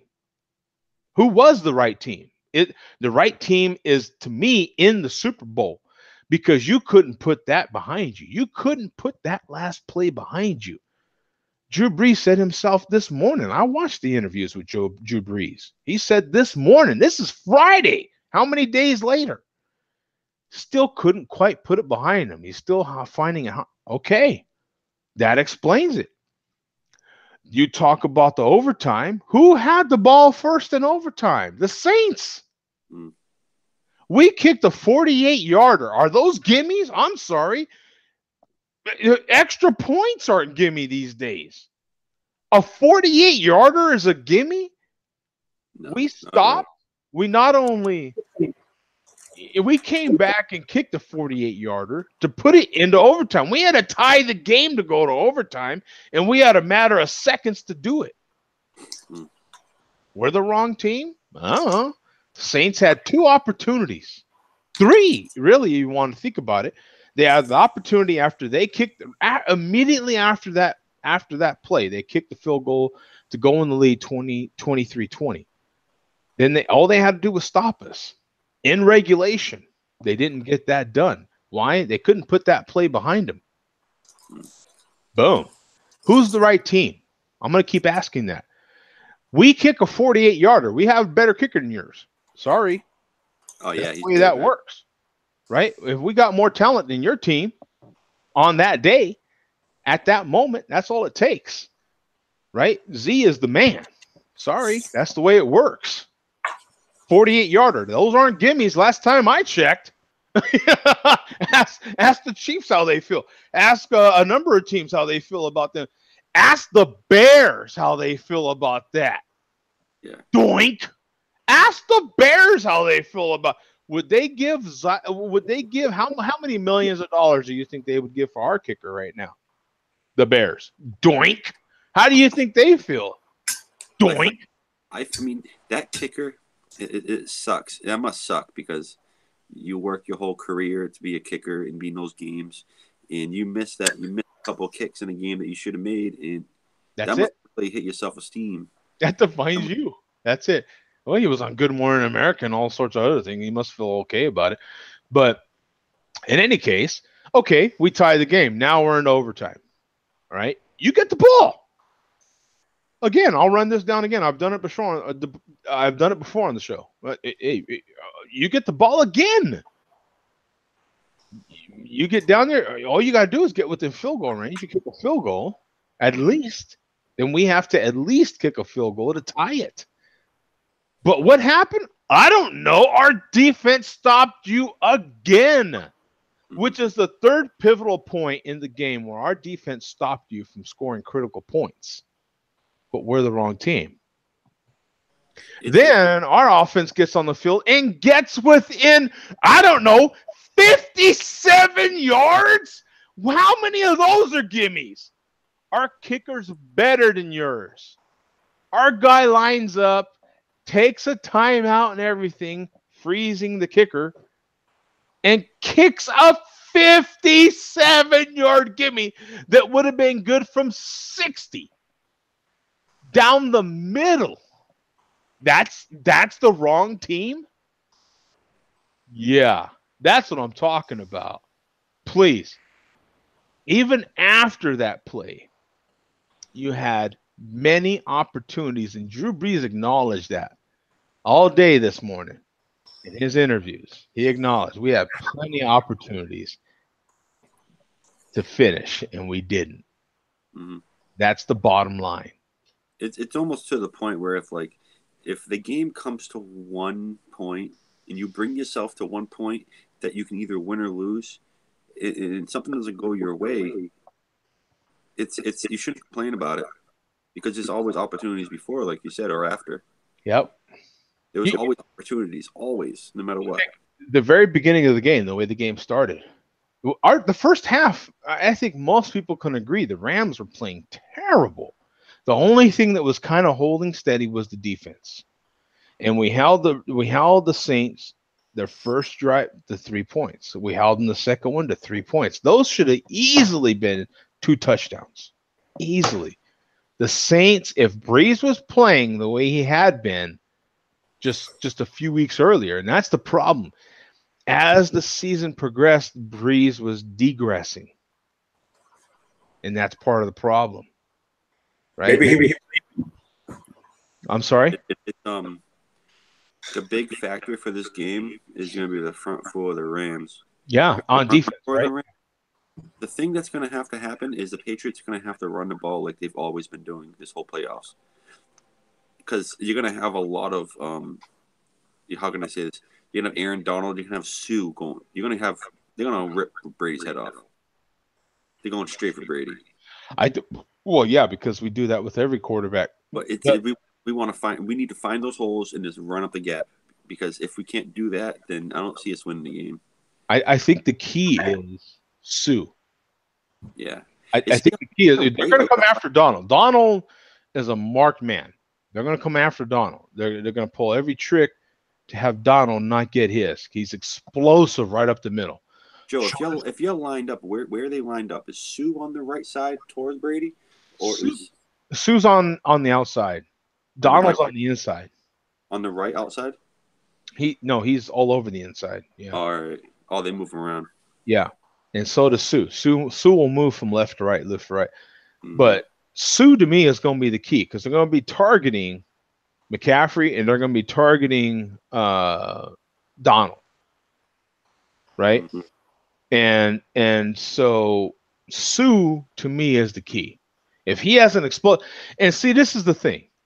The last few games, okay, now leading up to the playoffs, man, the Rams, we were looking so bad on defense. And I remember having these, not arguments, but very serious discussions with my family because a lot of us are Rams fans. And a lot of them know I've been barking this whole season about our defense sucks. Like, what in the hell's up with our defense, man? We've got this all-star team on defense, and none of them are playing up to par. Well, in the very early parts of the season, a lot of our defense was hurt. Now these guys are, that last probably 5 weeks of the season, a lot of our pieces started coming back. And so it's taken those 4 or 5 weeks of the last part of the season, the regular season, for those players to get up to speed. So leading into the playoffs, that's when our defense started gelling and really started coming together. And every game in the playoffs, you've watched them progress and progress and progress. So I feel I'll jump in because I want to say bye-bye, but as a New England Patriots fan, the Rams look really great. Yeah. No, it's going to be – I'm looking forward to the game on Sunday. Every Patriots Super Bowl has been tight. I know. But the Rams are hot. I love your quarterback. Your defense is like you said, like we were just talking about. You guys are like, it's going to be a big fight on. It's going to be beautiful to watch. I sense a good game coming because the Rams have been challenged, man. Look at the game. Look at the game against Kansas City. That was a gun and shoot, man. That was a shoot. No, I've been watching all this stuff, and look, I'm a music guy, but I love football, and I have to say bye now because I'm going to go buy some beer. Okay, yeah, the priorities exactly. In Austria, the store shut at 8:00, so it's almost before 8. So I got to walk down the street. Yeah, hurry up, man. No, it's true. See you guys. All right, thanks for letting me on your show. Peace. Yeah, okay, absolutely. Thanks for jumping in. I appreciate it. Havana says go Rams. Farm Boy says Aaron McDonald better. You want to know my prediction, Joe? The team that scores after the second half will win the game. Well, halftime and scores that first touchdown will win. I think if the Rams score 30, we have a damn good chance of winning because we have scored 30 or better in most wins. If we don't, then I think that then it'll be risky. But I think there's a good shot we score 30 and win. Yeah. How many points did the Patriots score on the Chiefs?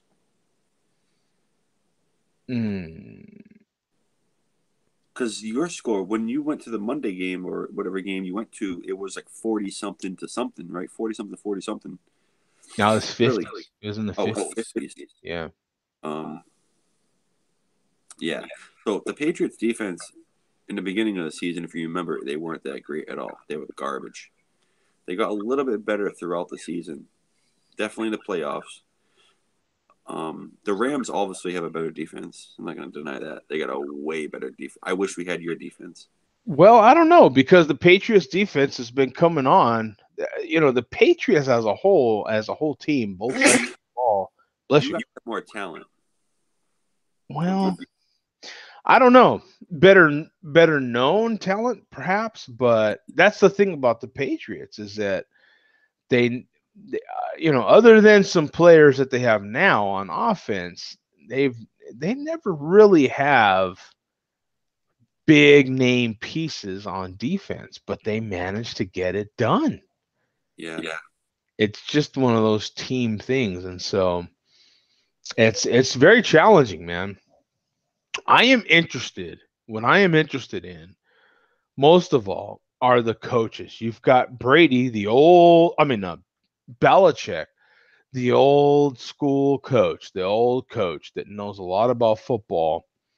And then you've got this young, you know, he's the old genius. And then you've got this young genius coming up.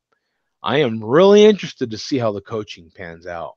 You know, it's almost like Belichick's like a Yoda, and McVay is like the Anakin Skywalker. Yeah, Coming through. exactly. That's a great analogy because a lot of people, they were building it up to be Sean versus Sean, and which one was it going to be, Peyton or McVay, that was going to, you know, supersede the other one coming into that Saints game. You know, and a lot of people were saying, well, Peyton, you just can never underestimate Peyton. He's so sharp, and he's got so many of this and so much of that under his arsenal. And you know, McVay came out on top. Yeah, I don't know if you remember this, but remember right before the Winter Wildcard started, I remember calling out Patriots Rams. I knew it was going to happen. Mm-hmm. I had it in my system. I knew it was going to happen, and here he is. It's going to happen. My uncle is the one that said that we would be in the Super Bowl and that, you know, McVay was that coach, and I doubted him. I'll be honest with you. I have to, on camera now, give him all the credit in the world, because I questioned every single bit of hiring this guy. I was like, you got to be kidding me with this guy. He's one. I think he's the youngest coach in the NFL. Yeah. I think now, is there somebody now that got hired that's younger than him? Because they keep doing that. The media. I know Shanahan's son, right? He's pretty young. Yeah, there might be someone younger now. He retired? Mark Shanahan? He retired, right? I don't know. The one that coached the John Elway? I don't know. I really don't. But I just know that boy, I doubted McVay quite a bit when they hired him. I was like, you got to be kidding me with this guy. But of course, after last season, I was like, this guy's the truth, man. This guy, you know, this guy is. I just felt like Goff and McVay were the next Brady Belichick. I remember telling my uncle that after last season, and you know, part of it is just the fact that McVay talks in his ear that whole 15 seconds. He's literally talking in his ear that whole 15 seconds, you know, right up to the point where it cuts him off. He's talking to him, helping him with what he's seeing, with what he's, you know, so he's really helping him with what he's seeing and really developing him into a pretty darn good quarterback. They have like a meme, like a video, and they're like, this is the guy that's gonna beat us at the Super Bowl. And they have a video of Sean McVay running down the sidelines, and he has like a guy that holds him back from the sidelines. Have you seen that? No. Sean McVay has a guy they hired a guy for Sean McVay so he won't be on the field. So like there'll be a guy that follows him the whole game that'll pull him back off the field. Yeah. Well, because in all he wants to be like there. You know what I mean? in all fairness, a lot of coaches have that. Yeah. Yeah, that's true. Actually, yeah. They have that guy that keeps them. A lot of coaches have that, and it's honestly typically the guy that's holding the cord. Except Belichick, though, he likes to smash microservices on the ground. Yeah, yeah. It's definitely gonna be. It's really hard for me personally because I'm not a fan of Brady in as much as I am a fan of greatness. I don't. I would love to be on the anti-Patriots bandwagon if it weren't my team in there. Like I even then, I'm still like I love greatness. I do. I like to see.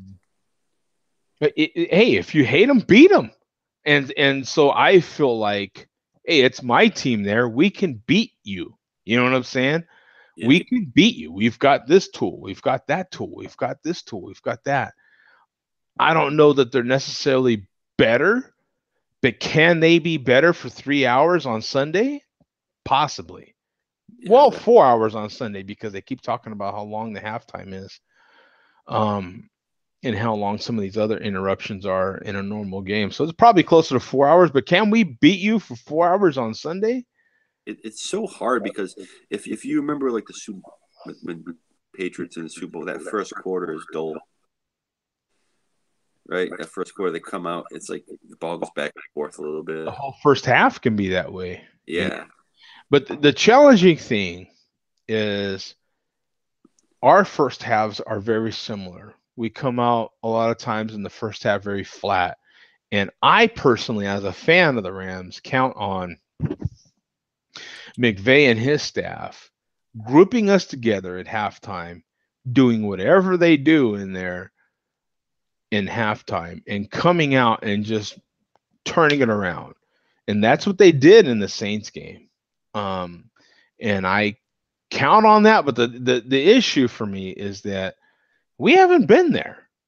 This is our first time. All these players, with the exception of a few pieces, you got Cooks and a couple others, but you've got players like our Wentworth, who were with the Browns forever. A Hall of Fame tackle for the Rams now with the Rams, but he's getting to go to his first Super Bowl. First time he's been to the playoffs, and now he gets to go to the Super Bowl with the Rams. This is insane for a guy like that. Like, it's exactly why he left the Browns and came to the Rams, right? Yeah. I mean, you got players like that on there, but you also have some pieces that have been to a Super Bowl before with other teams like the Patriots. So it's incredible. It's like, I don't know really what to feel because it's you've got this one team that has been there, I don't know, half of the last 18 Super Bowls, It's right? 9 Super Bowl for Brady. It's crazy. It's almost like, I look at it like it's almost like a beautiful symphony. We had Kurt Warner back in the day going against this young buck, Tom Brady. It is. Right there, his first season actually out there, goes out there and wins the Super Bowl. Now we got this young buck, Jared Goff. What is Jared Goff or whatever his name is? Yeah. Going against Tom Brady, young buck going against a legend, just like Kurt Warner's a legend. Yeah. And we're gonna see, can Jared Goff win against a legend? As long as he doesn't throw those infamous interceptions like Warner did. I still look at the replays of that game and I'm like, what were you looking at? Yo, you remember idiot! Ty Law right down the sideline to the house. Oh, I love that shit. That's beautiful. It was beautiful. And then, even at that, like, all they had to do was stop a simple play, and then the kicker wouldn't have had as easy a time kicking a field goal. But that's the way those things work. I mean, when the Rams won their first Super Bowl, if you remember, against the Titans, against Jeff Fisher, which ironically became our coach, there was nothing more exciting than that. I forget the players' names now, but Corey Holt, Marshall Falk. No. Because we were on defense. The Titans were on offense, and it's infamous now, right? Because they throw the pass, and the Titans receiver catches the ball, and our guy tackles him, and he stretches out, and he's literally within inches of the end zone, and that ends the game. Dude, I remember that like it's yesterday. And that's how we won the first Super Bowl, our first Super Bowl. You remember he literally he jumped to go stretch, and then when he was almost on the ground, he went to go stretch a little more, and then he that was it. That's how the game ended. That's how it ended. And so, and then we were Super Bowl champs, and I remember I was going crazy. We were living actually in the house that we ended up renting at the time. We ended up turning it into a rental property, but I remember I had my first big screen. It was a 43-inch. Yeah.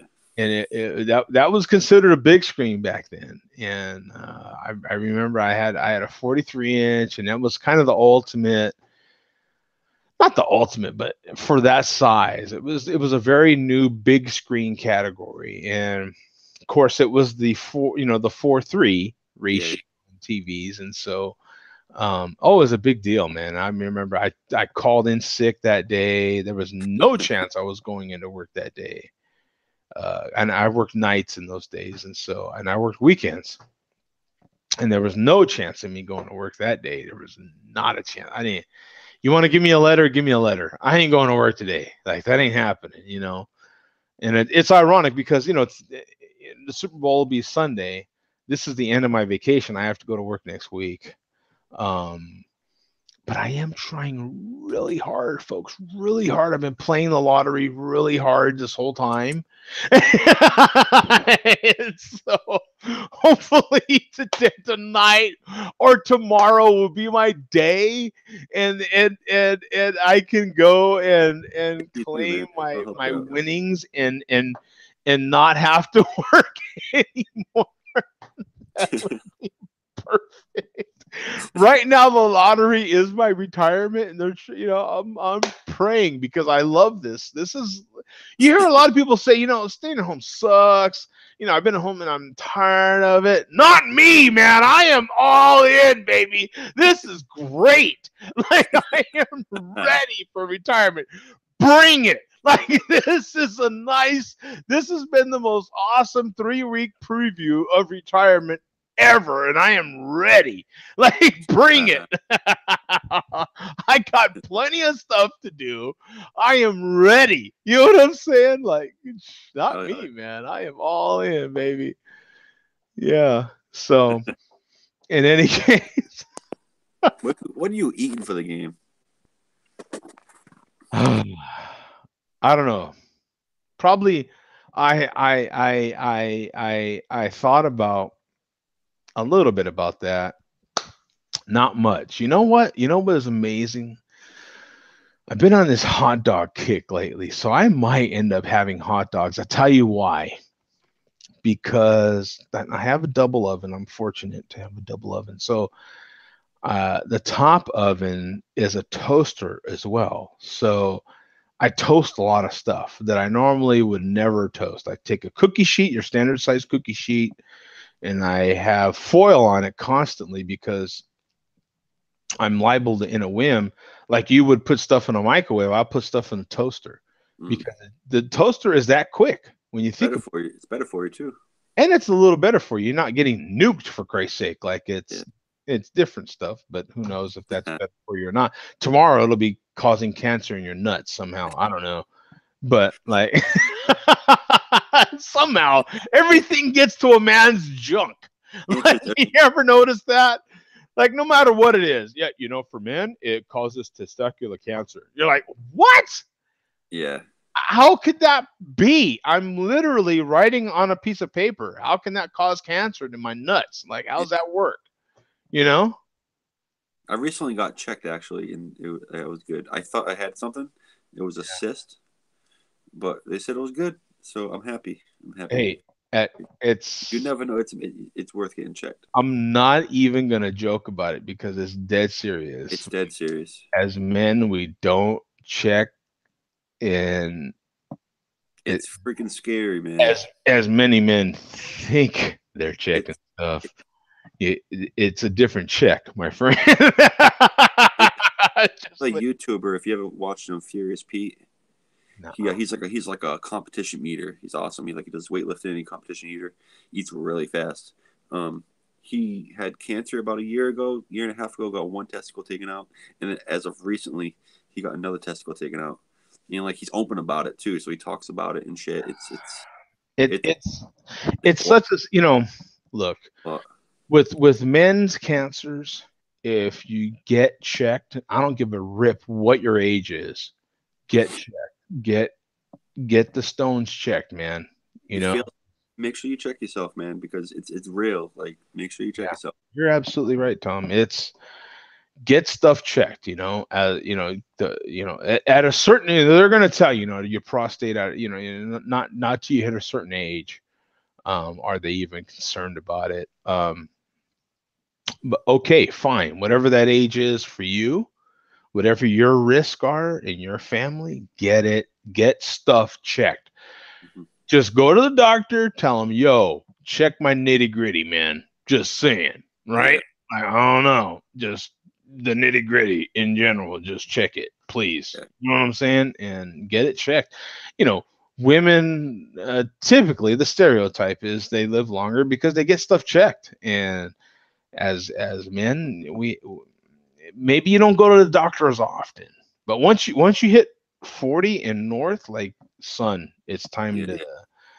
And I'm in that same boat, man. I don't take it as, because I'm close to 50 now, and I personally don't take it as I'm a man, I ain't getting checked, as much as it is I'm at a point in my life where I am so used to not going to get checked. Like, I'm so used to not going to the doctor. And as men, we're pattern guys.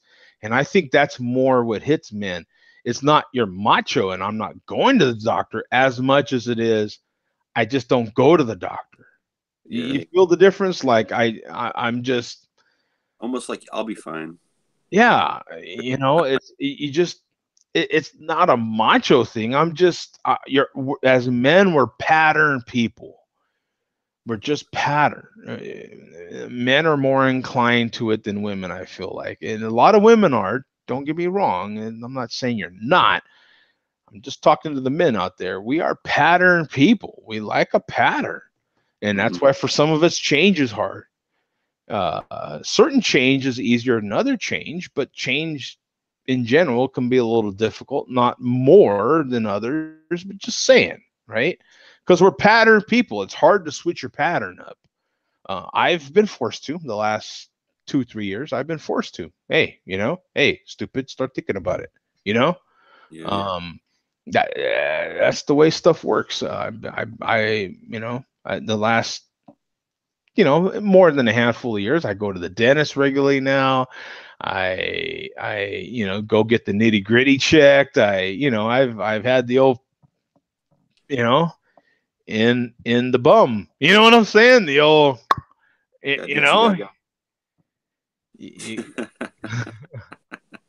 Hey, once it's done, it's done and done. Right? Another year. Right? It's humiliating, man. Let me tell you. It's not as humiliating as something can be happening, though. It's not right. The alternative is even. They're there to help you. They're and they don't do it. They see, it'd be worse if they did it for fun. Like, yeah, man, let's. Well, she did have fun. I admit, and I did say she. She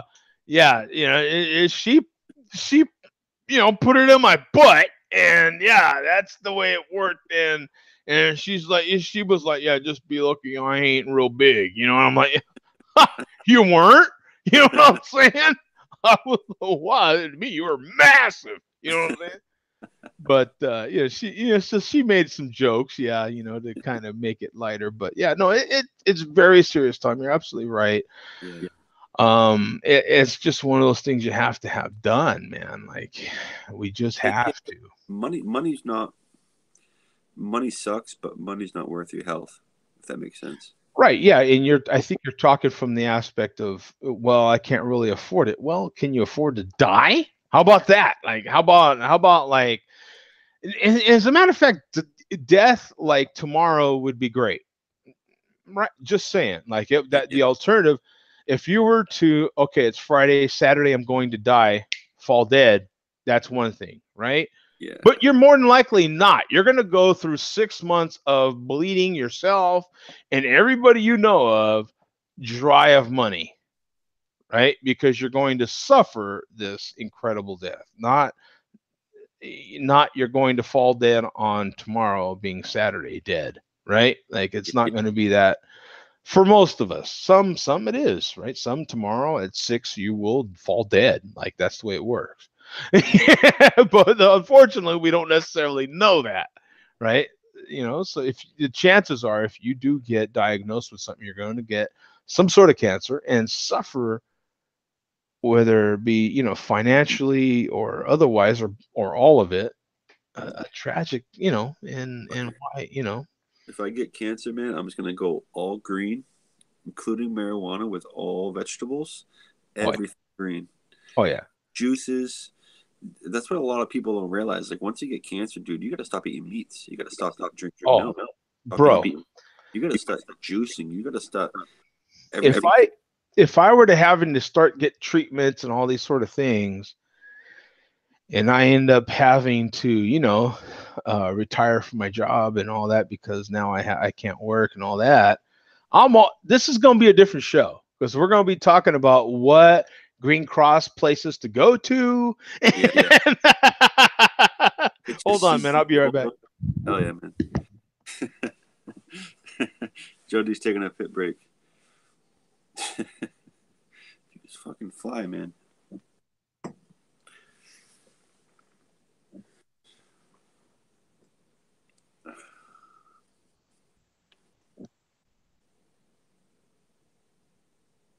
Yeah, what's up, Dirk?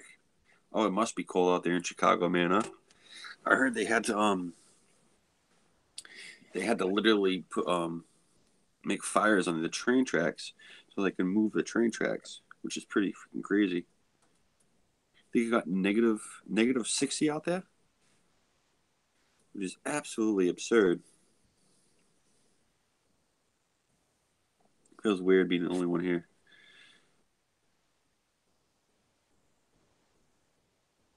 What are you going to be drinking, Derek? What's on your menu?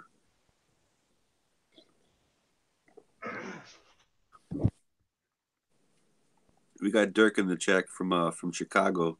Oh yeah, super cold out the last days. What up, Joe? Freezing out here in Chicago at work right now. Ready for a beer soon. Yeah, they had to like out here it was negative 20 something degrees yesterday. Wind chill, negative 25. Oh. In Chicago it was like negative 50. They had to literally make fires on the railroad tracks so they can switch tracks. Directionals. Like so cold. I've been kept up to speed on how cold it is in Minnesota, at least, from our dear friend of the show, Andrew. He's been keeping me up to speed with all the temperatures and stuff because I don't watch TV, so I don't have any idea. All I can tell you is that it's going to be 75 here today. So, and I will tell you our suffering here in Phoenix because correction, 73. Now, it's a perfect day in New England. It's supposed to rain this weekend. Now, you guys think you have it rough with all your cold weather. It's supposed to rain here. You know how bad that is for us? Like, give me a break. People hear rain and they call in sick to work. They like you almost have like snow day sorts of situations at school. Like, give me a break. Like, it is traumatic here. It's gonna rain. There's gonna be water on the ground. Ooh. Hello. You're gonna have to go a little slower on the freeway. You have to go slower on the freeway. It's going to cause a few accidents, a little congestion. Hey, folks, all you people, oh, it's going to be snowy and cold in my area. Do you know what it's going to be like here in Phoenix? There's going to be wet puddles on the ground. You have to drive through puddles. Give me a break. You know what that's like? And then when the rain stops, you have to get your sun shovel out and shovel all that sunshine. Like, you know how hard that is?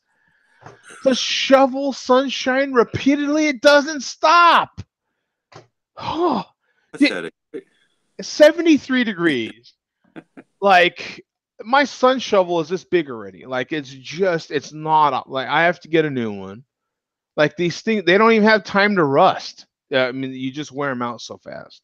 Like the sun shovels, you're just like constantly shoveling. Here comes the sunshine. Here we go. You know, we're getting birds in areas. I'm starting to see flies and all that sort of thing. You're like, here we go. Birds are waking you up in the morning. You know, you're getting birds chirping. The grass is green as all hell. You have to cut it.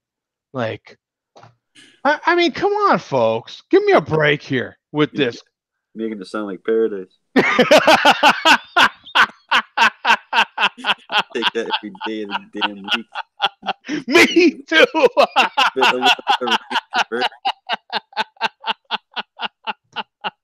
I'll get a backhoe so I can shovel all that.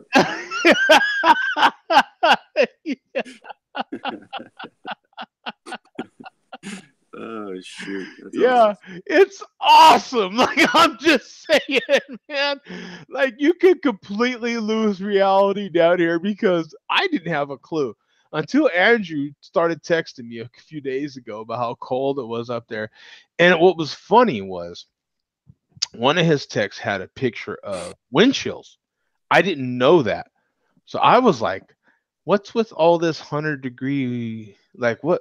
I don't understand. Is that how high it gets in the summer? Like, I didn't understand. Like, what are you talking about? Because I am as hardcore a cord cutter as you probably know. I am just as hard cord cutter as a vegan is being a vegan, right? Like, hey Joe, do you have a I mean, you can go to Best Buy and get like those satellite local channels. Do you have any of that? Like, no. I do have YouTube TV. I that's how I get my local TV is YouTube TV. All right. So I do pay for YouTube TV. I have YouTube Premium, so that, you know, and then I have YouTube TV. Are the costs is it lower than usual than what you would have spent? YouTube TV is $40 a month. All right, but when you have Hulu and then you have Netflix, I mean, that probably costs what, up to $65 altogether. Hulu's costing $13 without commercials. Yep. And Netflix, I heard, just raised their price. Netflix was $13 because I have the 4K version of that. So it might be up to $15 now. I'm not exactly sure what that is, but so you add another 30. But see, the difference is that after football season, I'll cancel the YouTube TV. So the only thing I'll be paying for is the Netflix and the Hulu. And the Hulu is pretty much just for Seinfeld. I can't express that to you anymore. I am that diehard a Seinfeld fan. I pay, and I don't want it with commercials. That's it. Oh, and then I do pay for YouTube Premium. So that's $13. YouTube's $13, and then Hulu is $13 with no commercials. And I think Netflix might go up to $15. So that's... So what do you do for internet? Internet, I have the local Cox cable. Oh, all right. I have one of their super high grade ones because I got a big pipe, baby. Just saying. Yeah, when you call them. I got the big pipe. Yeah. All that blood flow coming through. Yeah, I got all the flow, baby. Just saying. You want my passcode? Because here it is. There it is, baby. That's the passcode. Excuse me? You hear me, baby. Shall I say it again, baby? Yeah. Did you hear the tappa on the desk? You just heard one tap. That's right, because you can't lift it for the second tappa. Just saying.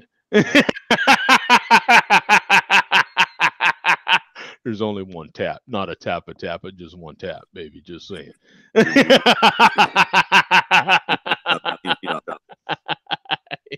What's that? You know what I mean? That's how big the pipe is, baby. Just saying.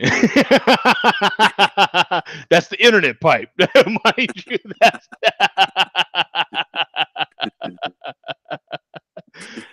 That's how big my Cox internet is, baby. Just saying. I just put that together. I have Cox cable internet. That is beautiful. They should market that. Yeah, baby. It just you want. Oh, dude, that'd be an awesome Super Bowl. That could either backfire or be a good thing for him. Oh man, yeah. So, but no, yeah. I only have internet. I don't have. As a matter of fact, I as you guys know, I just painted. If you want to know how all that sort of situation turned out, Jody Reviews Facebook page kind of posted a picture of what my setup looks like. Looks fantastic. I like it. Thanks, man. Appreciate it. So you can get an idea of what it looks like when I watch movies, or what it looks like when I watch TV, or that sort of thing. And so my little inside joke to myself when I was painting and doing all that sort of thing, because you take the covers off of the outlets on the walls. You want a clean job. You want to make sure it looks right. And I had to take the cable outlets off the wall, and I'm like, this is a joke. I should just like seal these things up because I'll never use them. You know what I'm saying? Like to me that was kind of funny. I have a couple of those cable outlets in the wall, and I'm like, I'll never plug into that, and I don't plan on selling the house anytime soon. So like, you know what I'm saying? Like, this is kind of a waste. So I just want to reiterate, head coach is calling me the VP. Mark is definitely the VP. Oh, is Coach in there? Yeah, we have Riley in there. We've got, come on, Joe. Here as a. Oh, he says 50 below this last week. Yeah. Stop, you bad. Yeah. And I'm sure it's cold where Coach is at too, man. He's in Idaho. Dude, I guess to a certain point your car won't even start. No, it doesn't. You're absolutely right. And it's funny because what was cool was in Andrew had sent me a thing on the last times it was that extreme cold in Minnesota, at least in Twin Cities where he's at. And one of them was that time that I was there in the winter in Minnesota, 96. And I was like, holy crap, 96 is on that list, and it was 40. They had it as 40 below. I was just north of Minnesota where I was at that winter in 96. It was 60 below with the wind chill, and they wouldn't let you go any farther north because they said it was 90 below, closer to Canada. They would not, absolutely. It wasn't like, oh, if you live up there. No, it was literally you couldn't go any farther north because they said it was that cold up there. And as a truck driver in that sort of environment, you have these anti-gel solutions that you have to put in. You have to. There's not a choice. Well, it is a choice, I guess. You could choose not to. And then your fuel will turn something, I don't know, more consistent of Jell-O. And last time I checked, there's not a lot of engines that can process Jell-O for fuel. So just Jell-O, but I mean, you can eat Jell-O. Your body could probably process the engine. If it wasn't so chemically infused, then you could probably process that for fuel in your body. But that's the only engine I know that could process Jell-O for fuel. But in an actual combustion engine, doesn't work so well. So they have these, and the famous one, if you're into that, I still see it around, is Howes. HOWES was the famous one. And you typically would buy a gallon jug, add a quarter of it to a tank, and you have 2 tanks, and so you would add a quarter of it to each tank, and that would get you through most winters. In this case, I was literally buying 2 jugs. I have not gelled up and will not gel up because, hello, I live in Phoenix, dumbass, in case you don't realize that. So there's not a chance in me gelling up anymore. Well, I guess there's a chance, but if we're frozen down here, y'all are screwed. I'm just saying, like, it's going to be 73 degrees here today. If we're to the point where we're freezing, you know, the rest of you guys are done, son. I'm just saying. I can't wait for that day when you're in negative 50. Yeah, if we are ever that cold, we're probably not having a show because the rest of y'all are just dead or gone. As a matter of fact, it's in some movies at this point, right? Like, that's movie territory. I mean, you know, Farm Boy says, if y'all froze there, then we dead. That's just the way it works. Yeah. Like, it's 70, it's going to be 73, a high of 73 here today, man. I never not wear shorts here. Yeah, that must be nice. You must have a crazy farmer's tan. Boom, there it is.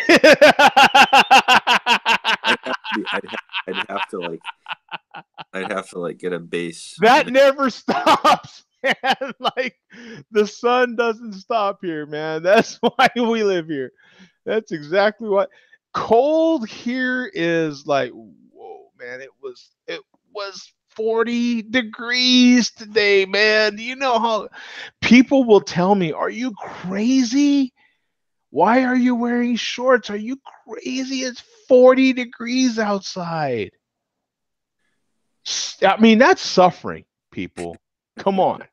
You guys in your, it's minus 40 and all, wah. You know? Please. Try it being 75 and then it drops to 40. Please. Are you kidding me? There's birds out here. The birds are flying into my windows, for Christ's sake. They chirp and they make all this noise while you're outside trying to sip your cocktails in the afternoon. How inconsiderate is that of nature? Yeah, please. I know my landscapers. I had to have a big old conversation with him because he's trying to cut my tall green grass, for Christ's sake. What plants to put in and all this sort of thing. Give me a break here, people.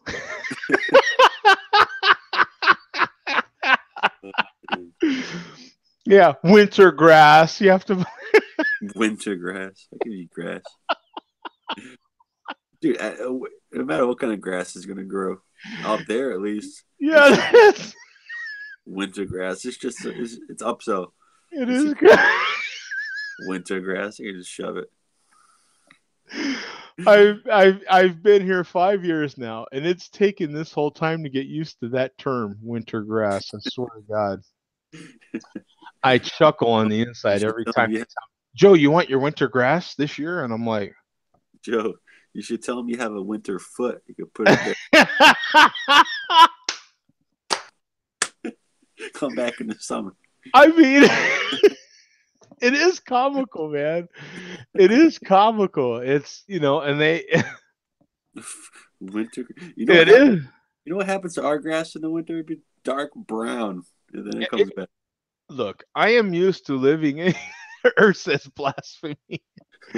It's funny. It's taken me this whole, and I'm still not used to it because for over 20 years lived in an area where the grass dies for better part of half a year, and you're just used to it. And snow will cover that up, and it's fantastic. You're used to the white stuff covering up your yard, and you're like, this is the best thing ever because I don't have to look at it. I don't have to take care of it. You know what I'm saying? So there was a part of winter that's fantastic because the white stuff covers up everything, and you don't have to even worry about it. No, down here, you got to keep paying for that crap, right? You're like, you got to, well, you know, unless you do it yourself. But, you know, in my area, yeah, you know, in this part of the country, a lot of us pay for someone else to do it, right? And you know, so you still keep paying the money no matter what year round, you know, and you're like, come on, man, you know. Well, they love it out there. They're like, yeah. Oh yeah, no landscapers. Yeah, no landscapers. You know that ain't no BS job. Them cats have a bigger house than you do right next door. Yeah. You know. Yeah. No, there's some very successful landscaping outfits out here, my friend. Very successful, and they do a hell of a job. I'll give them that. I mean, your yard will look amazing. There's people that have like sculptures in their front yard, for Christ's sake. Yards look amazing here. Yeah, for real. I'm not even joking. That's not even a joke. They get their hedges trimmed in these. It's crazy. It's nice. I'll give it that. Yeah, absolutely. We do the same thing out here with snow. We make the amazing sculptures. We shovel. Ice, right? Yeah, you're like, we take ice, and there's these like, you do it in like November, and they're still there. They're like, it's amazing.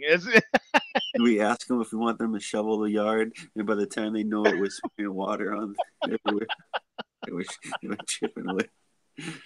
The biggest thing to get used to in the winter out here is the first time, if you own a home, and the first time you're asked or told about winter grass, you're like, you're freaking joking, right? Winter grass? What? Yeah, just the question is like, huh? You know, but yeah, it's a scene, man. It's a scene. You know? You get the lift at the top of your swirl. Yeah, you're like, it's a scene, man. It's a scene. Just say it. Yeah. Mm-hmm. It's a scene, man. Yeah. Oh, you don't have winter grass? Yeah.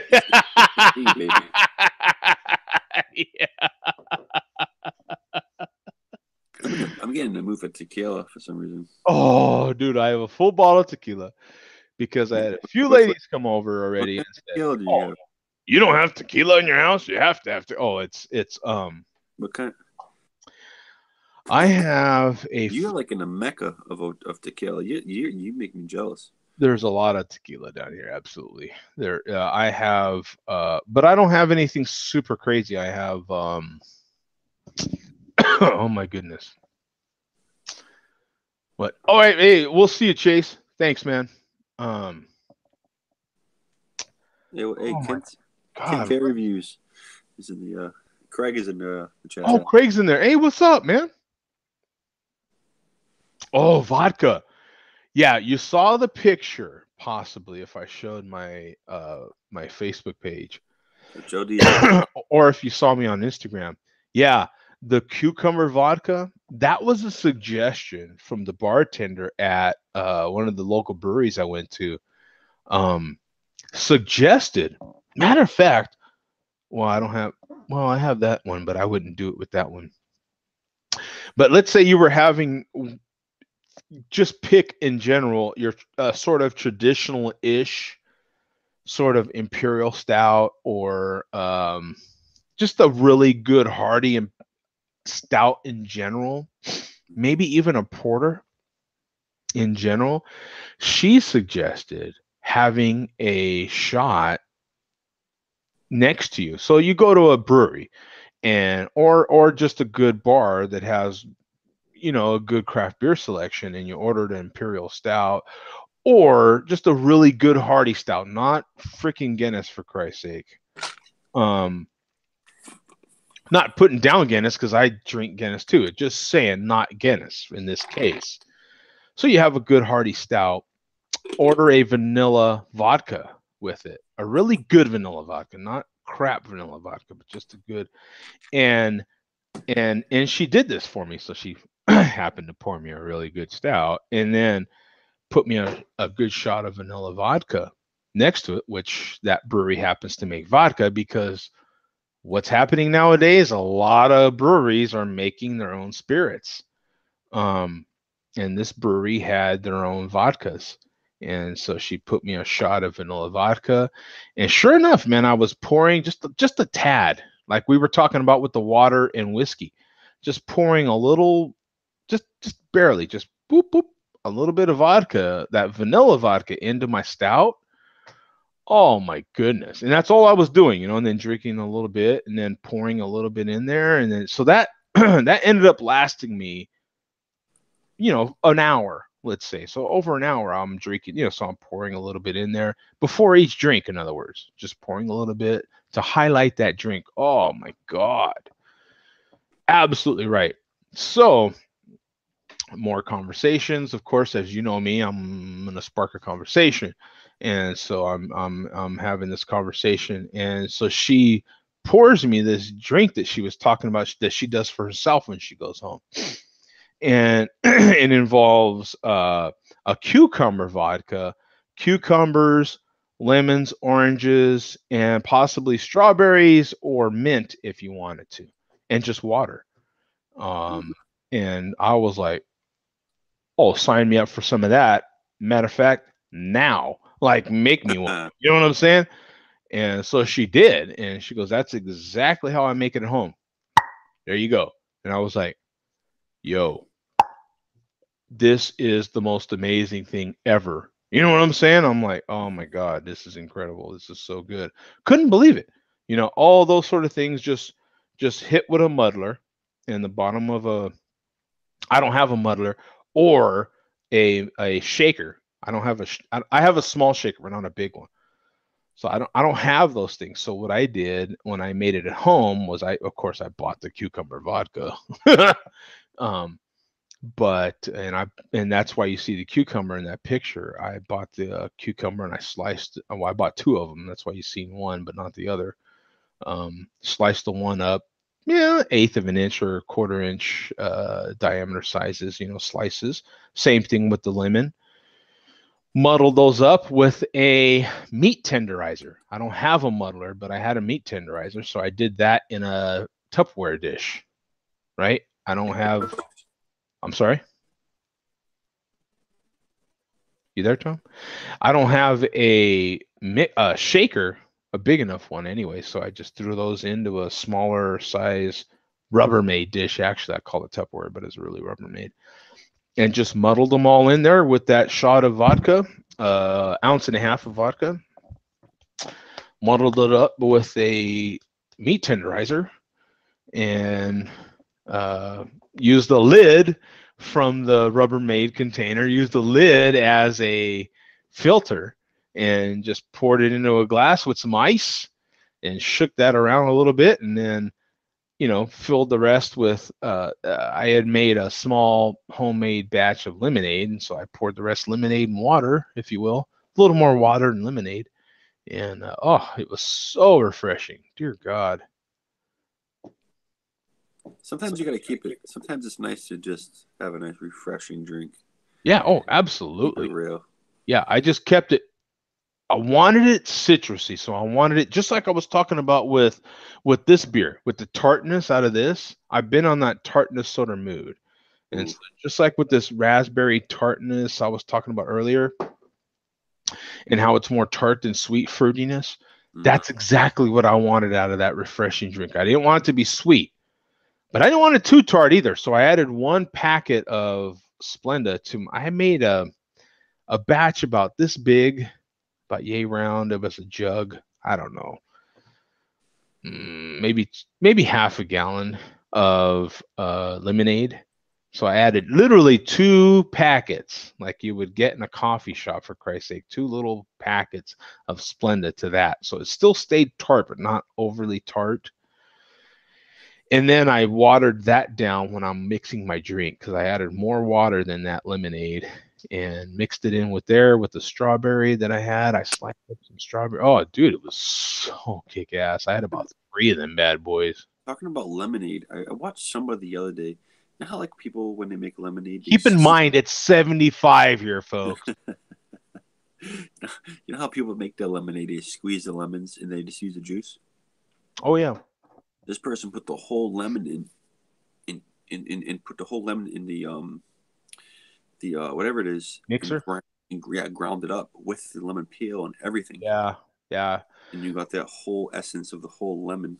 Yeah, because some people, what some people will do with drinks, that is zest the lemon and juice it and you see that a lot. And so some people figure, screw it, I'll just throw the whole damn thing in there.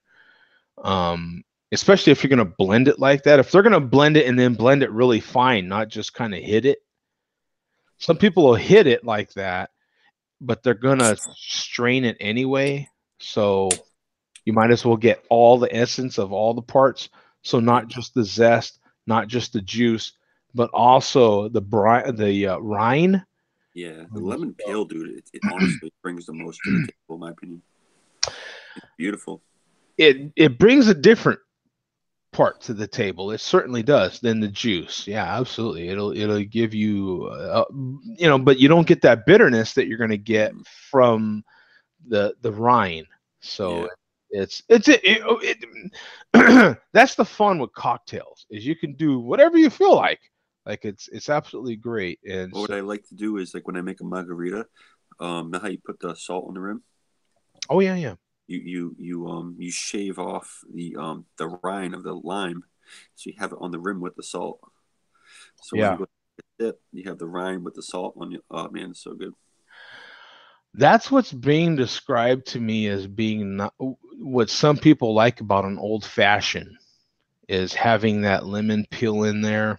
And then some people will sip the old fashioned and then take a little bite, not a bite, but like just kind of gnaw on that lemon peel.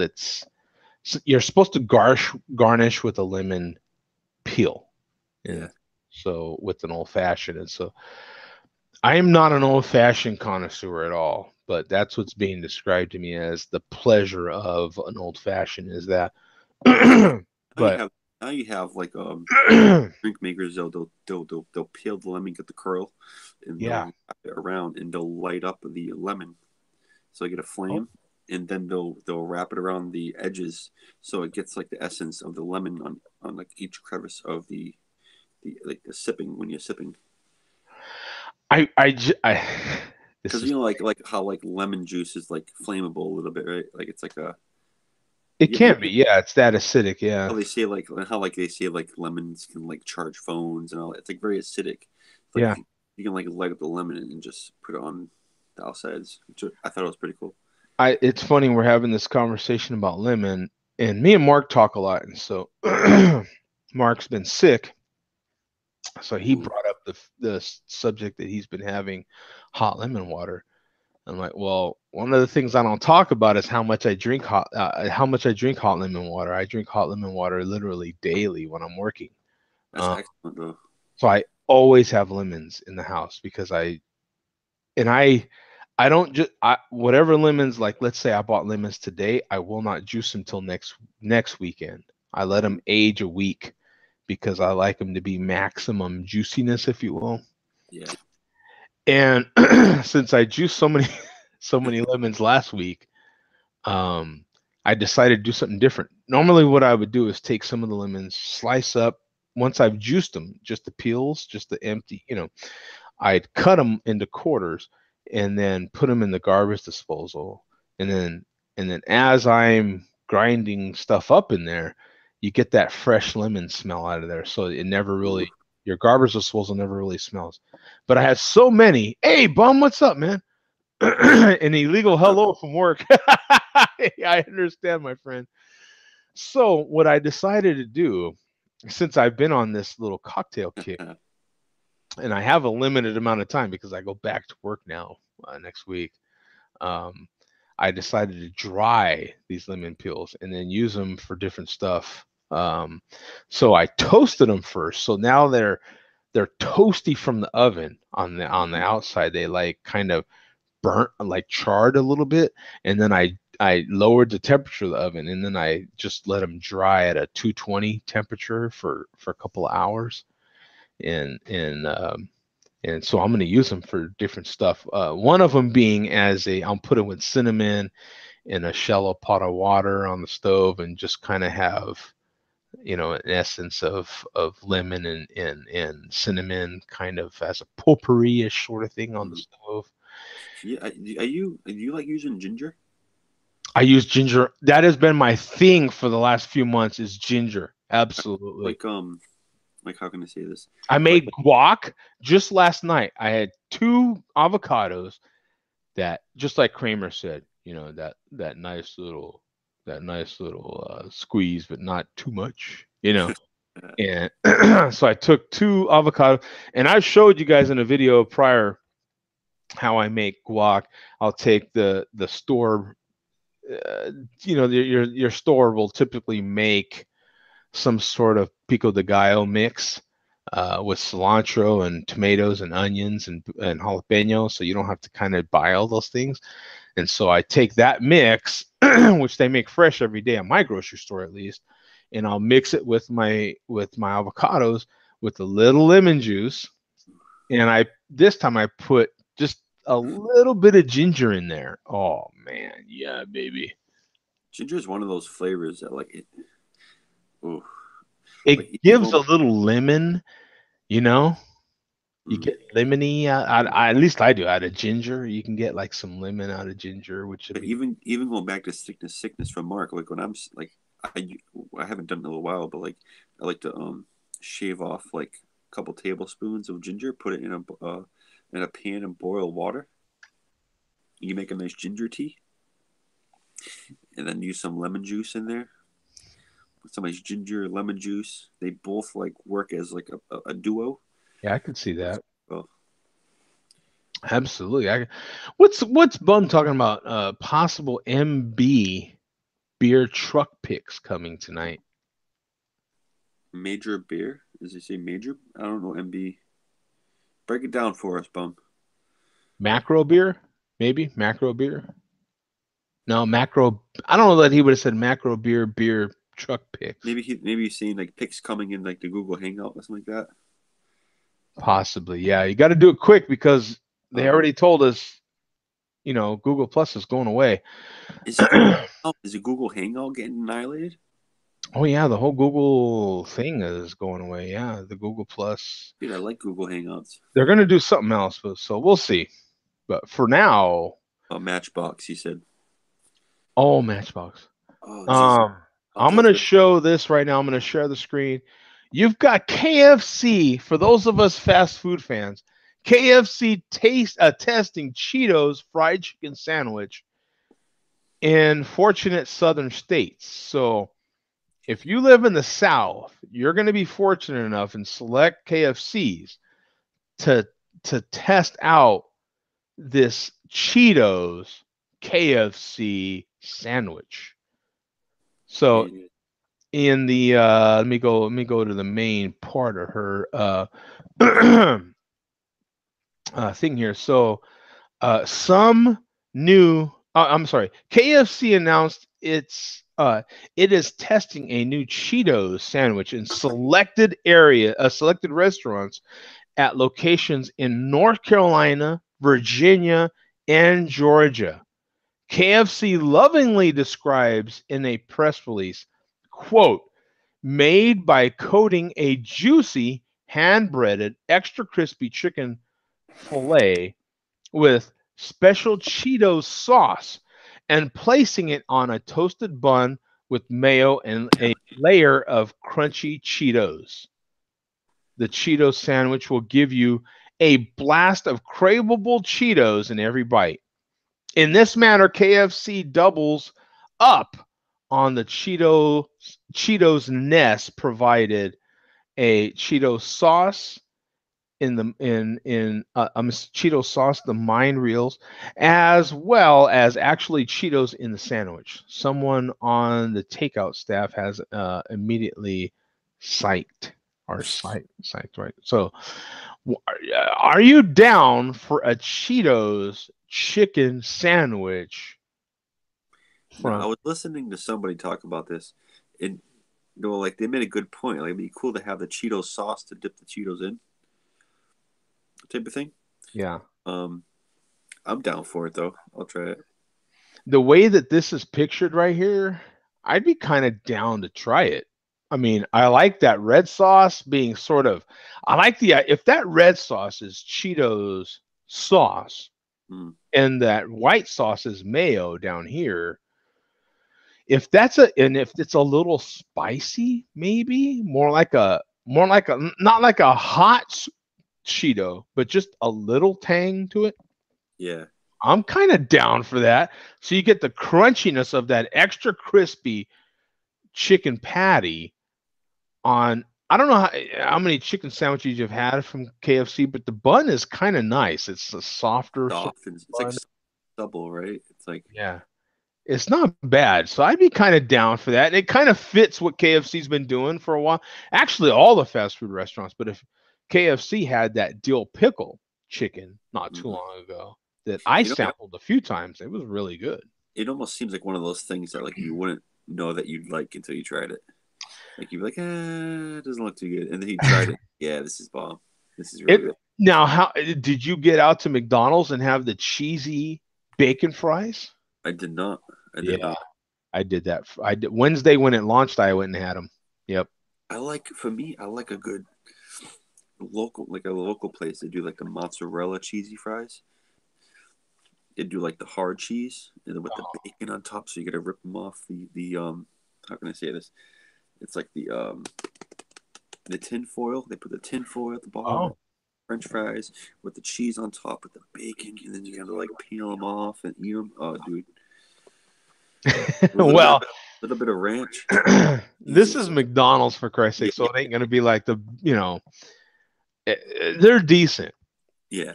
And I also had a quarter pounder with the new bacon. They have that new bacon quarter pounder, the new Big Mac quarter pounder, the new bacon Big Mac, the new bacon quarter pounder, and the cheesy bacon fries. I tried two of them at least. Is there an actual? Can you now order with bacon with the Big Mac or anything? Was that like a step for them to like advertise it? Yeah, it was a big deal because they've got this new bacon that they're pushing on stuff, and it does taste better. I will give it that. It's not some kind of bland tasting bacon, real mild sort of bacon taste. This has a real bacon smoky maple oomph to it. You can taste it. So I'll give it that. I haven't been to Taco Bell and got the nacho fries yet. Oh, I gotta do that. These are like $1, right? Yeah, they're real well, $1.50. I think they raised the price a little bit, but yeah, they're not very expensive, and and the nacho fries are pretty damn good. Those honestly, those are one of the best fries out there. Even it beats some burger joints in my opinion. If I'm not mistaken, they even have like a nacho fries grande where they actually have it like it's nachos, but it's fries. Ooh, that'd be good. You're making me churn real quick, man. The fries in the burritos, like a 5-layer burrito. Put some fries in.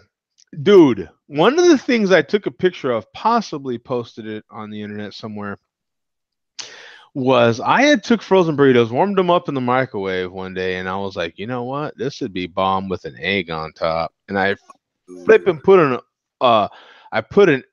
over medium egg on top. Yo, frozen burritos for breakfast with an egg on top was bomb.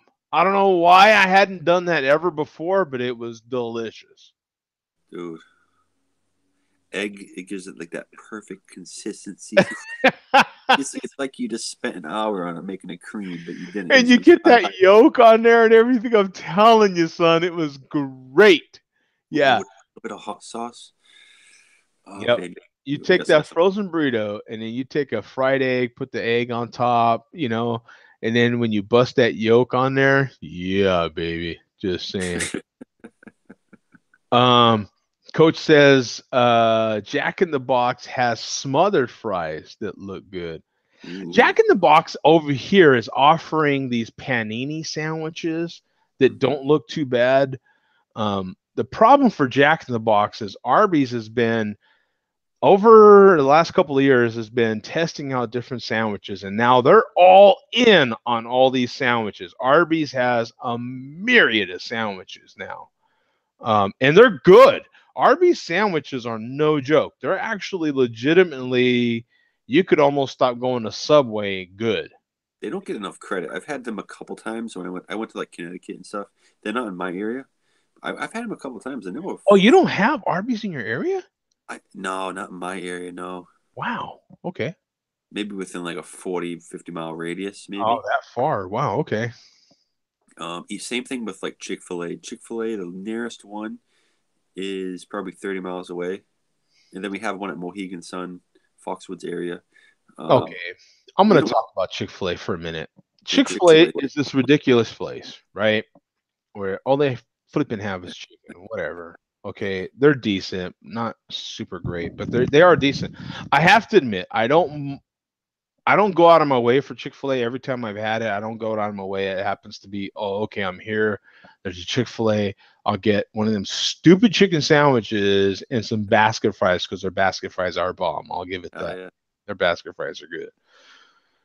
But there's ridiculous people. They just opened another Chick-fil-A not far from my house. Just opened another one, literally within the week. People lined up over there like idiots because Chick-fil-A has this special where you line up. You're the first, I don't know, 100 people in line. They will give you free Chick-fil-A for a year. No Year. way. Now, read the fine print here. A year. What it amounts to is basically one chicken sandwich a week. So you're basically getting 52 chicken sandwiches a week. I mean, 52 chicken sandwiches a year. So what they're saying is like, is it worth putting a tent up and all of that to get 52 free? So what is 52 free sandwiches? $3 a sandwich? What's 3 times 52? Well, that's good advertising. That's like $180 a year. Right. Even Yeah. if it's $4 a sandwich, 4 times 52, you're an idiot. Give me a break. Like, are you kidding me? To sit out there and some of these cats are sitting out there for 2 days to get free Chick-fil-A for a year. It's one stupid measly chicken sandwich a week. They're good, but they're not like holy moly good. I mean, they're good. Honestly, I think their customer service is on point though. They are pretty good. They make you feel at home when you go inside. Really? I have. Have you gone inside a Chick-fil-A and sat down, ordered a meal? No, not sit You down. do it. You do it, and they'll come up to you, ask you how much sauce you want. They'll come back and forth. Sir, you need any sauce? How are you doing today? Would you need me to refill your drink? I swear to God, go in there, and they're gonna be like, "What? Where am I?" Holy crap, Tom! For a person that ain't got Chick-fil-A by you sure do know more than I do about them, and I got 2.5 million of them around here. I've only been there a couple of times, and I feel pretty good about it. The Chick-fil-A's. Okay, I think I've got more Chick-fil-A's around me than Wendy's. Go into a Chick-fil-A one day and just order a meal and just sit down. And yeah, I'm good. I swear to God, the way that they act, they must like program some shit because I am so not a Chick-fil-A guy. I swear to God, I went to Chick-fil-A twice last year. 2018 went to Chick-fil-A twice. If you like a saucy chicken sandwich, it's not your thing. Like I wish there was more sauce on it instead of just a pickle. Because to me, when I think of a chicken sandwich, they're dry. Their sandwiches are just dry. The chicken is good, but like I wish they put more into it, more like essence of sauce or something. Yeah, see, Coach likes Carl's Jr. I like Carl's Jr. Unfortunately for us, Coach, so does Carl's Jr. Carl's Jr. likes Carl's Jr. more than anybody. I mean, you're God. They are proud of their stuff. I like them. They're fantastic.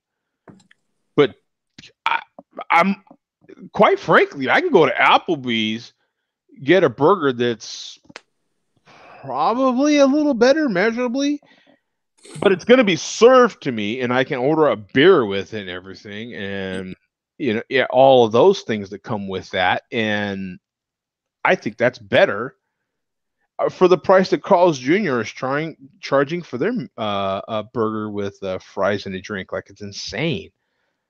I can go to Applebee's and get their like Applewood smoked bacon burger, baby. Is that how you order it? Yeah. What would you like, sir? I would like the apple burger. The Applewood maple smoked bacon burger, baby. Excuse me, sir? Yeah. You heard me. And a beer. Yeah, you know what I'm saying? Yeah, just give me that and a beer. Yeah. You know what I'm saying? For the price that Carl's Jr. is charging for their, their number 5 large. You know what I'm saying? Like, give me a break, man. With a Coke. Yeah, give me your number 5 large with a Coke. You know what I'm saying? Like, You know what I love? okay, sir, that's $15 for Christ's sake. It's literally, I swear to God, I can go there and get their like avocado. I like Carl's Jr. I'm not trying to hate on them. I'm just saying they're a little pricey. Like, I can get their avocado gourmet, whenever in the hell burger they call it, right? Their avocado burger. By the time you large that, because who in the hell wants a small fry with this thing, right?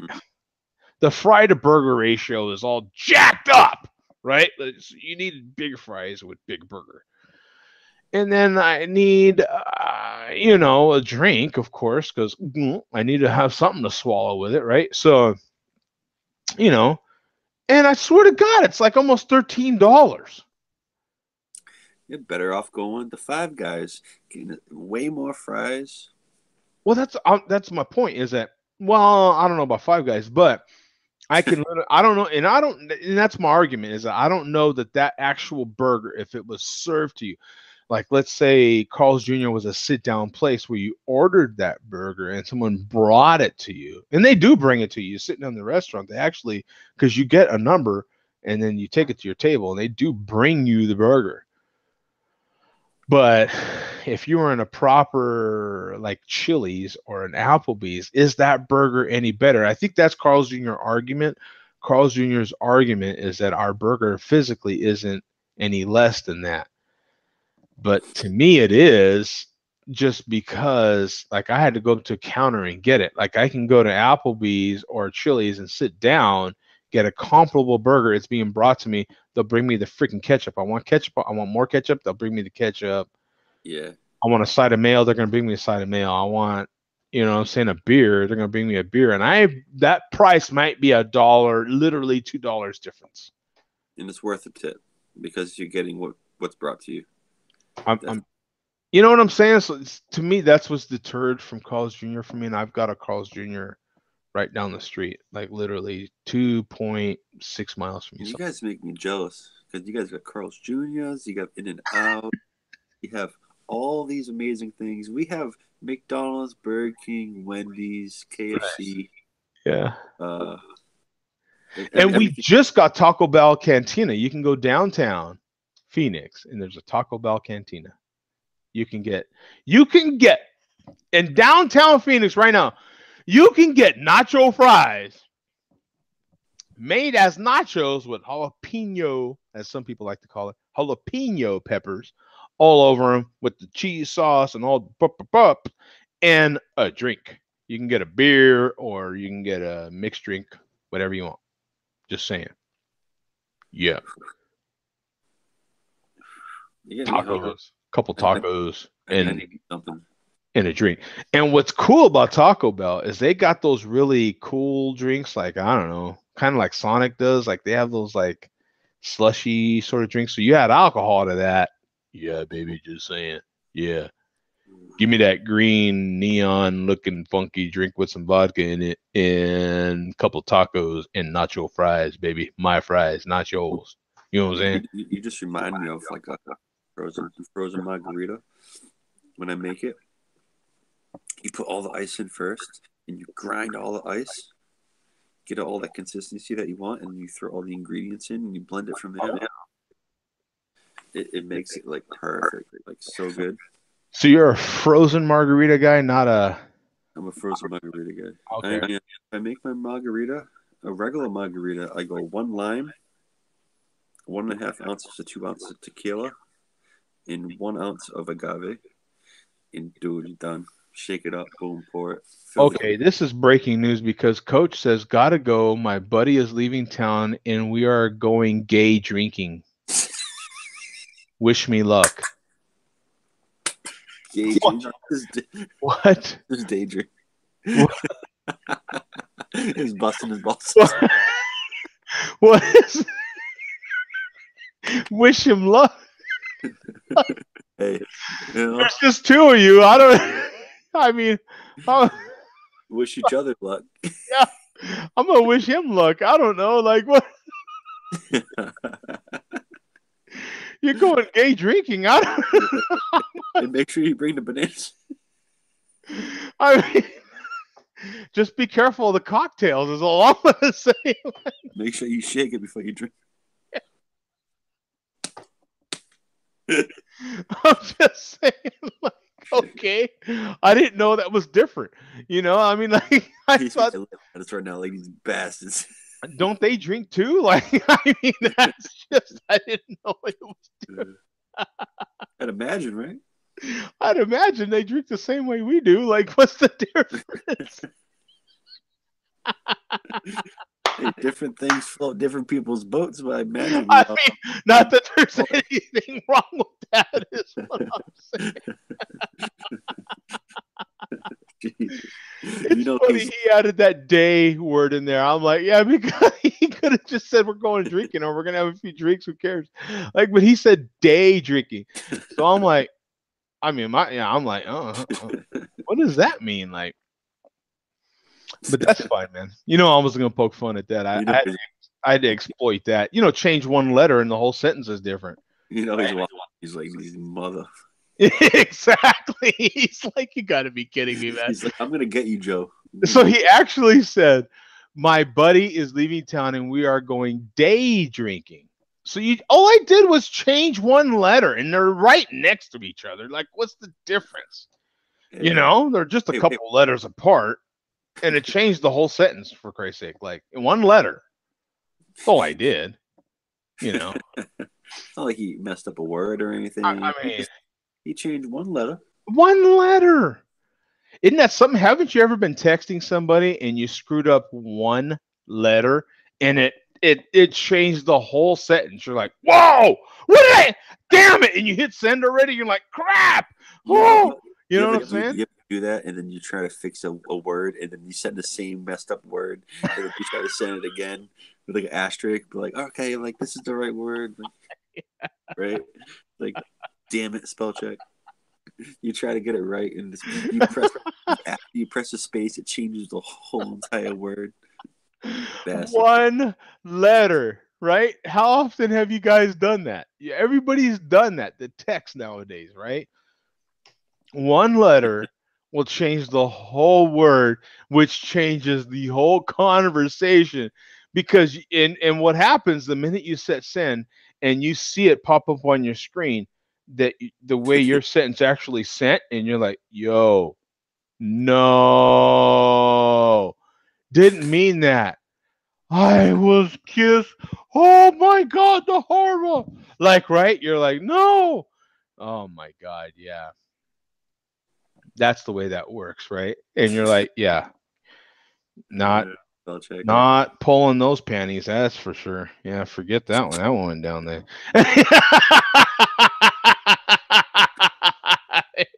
Hopefully she's considerate and understands. Yeah, right. Oh, my next tests are going to get ghosted now. I already know that, right? Like, that's the it's way. Almost to the point, like, you're better off just waiting to see your response instead of, like, saying anything, because the more you respond, the worse it is. Yeah, exactly. Yeah, it's like, yeah, no, I'm getting ghosted after this. I already know that. Yeah, well, I guess Saturday night's canceled. So let me see. It's been nice. Yeah. Let me just text Loretta. Because... You're talking about Gunner's daughter, right? Yeah, exactly.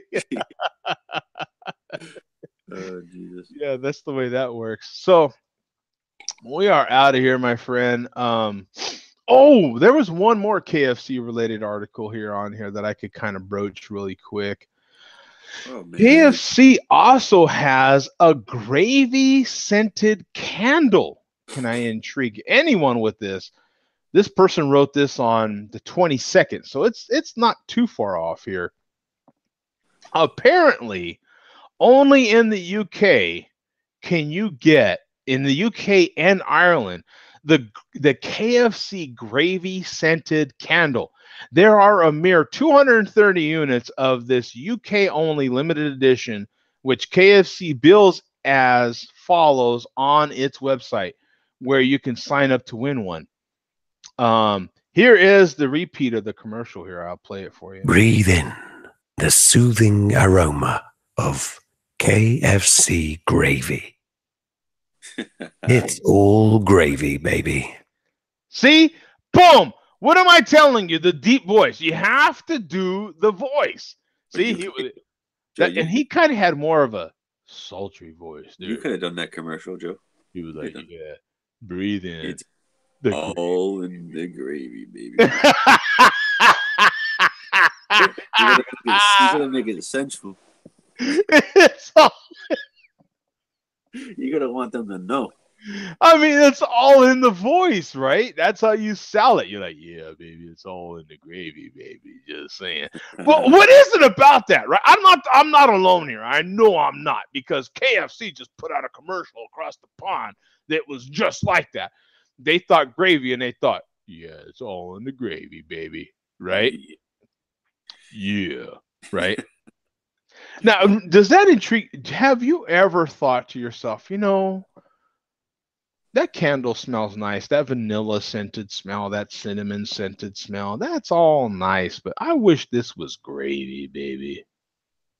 Ooh, I'd rather have like a turkey dinner one.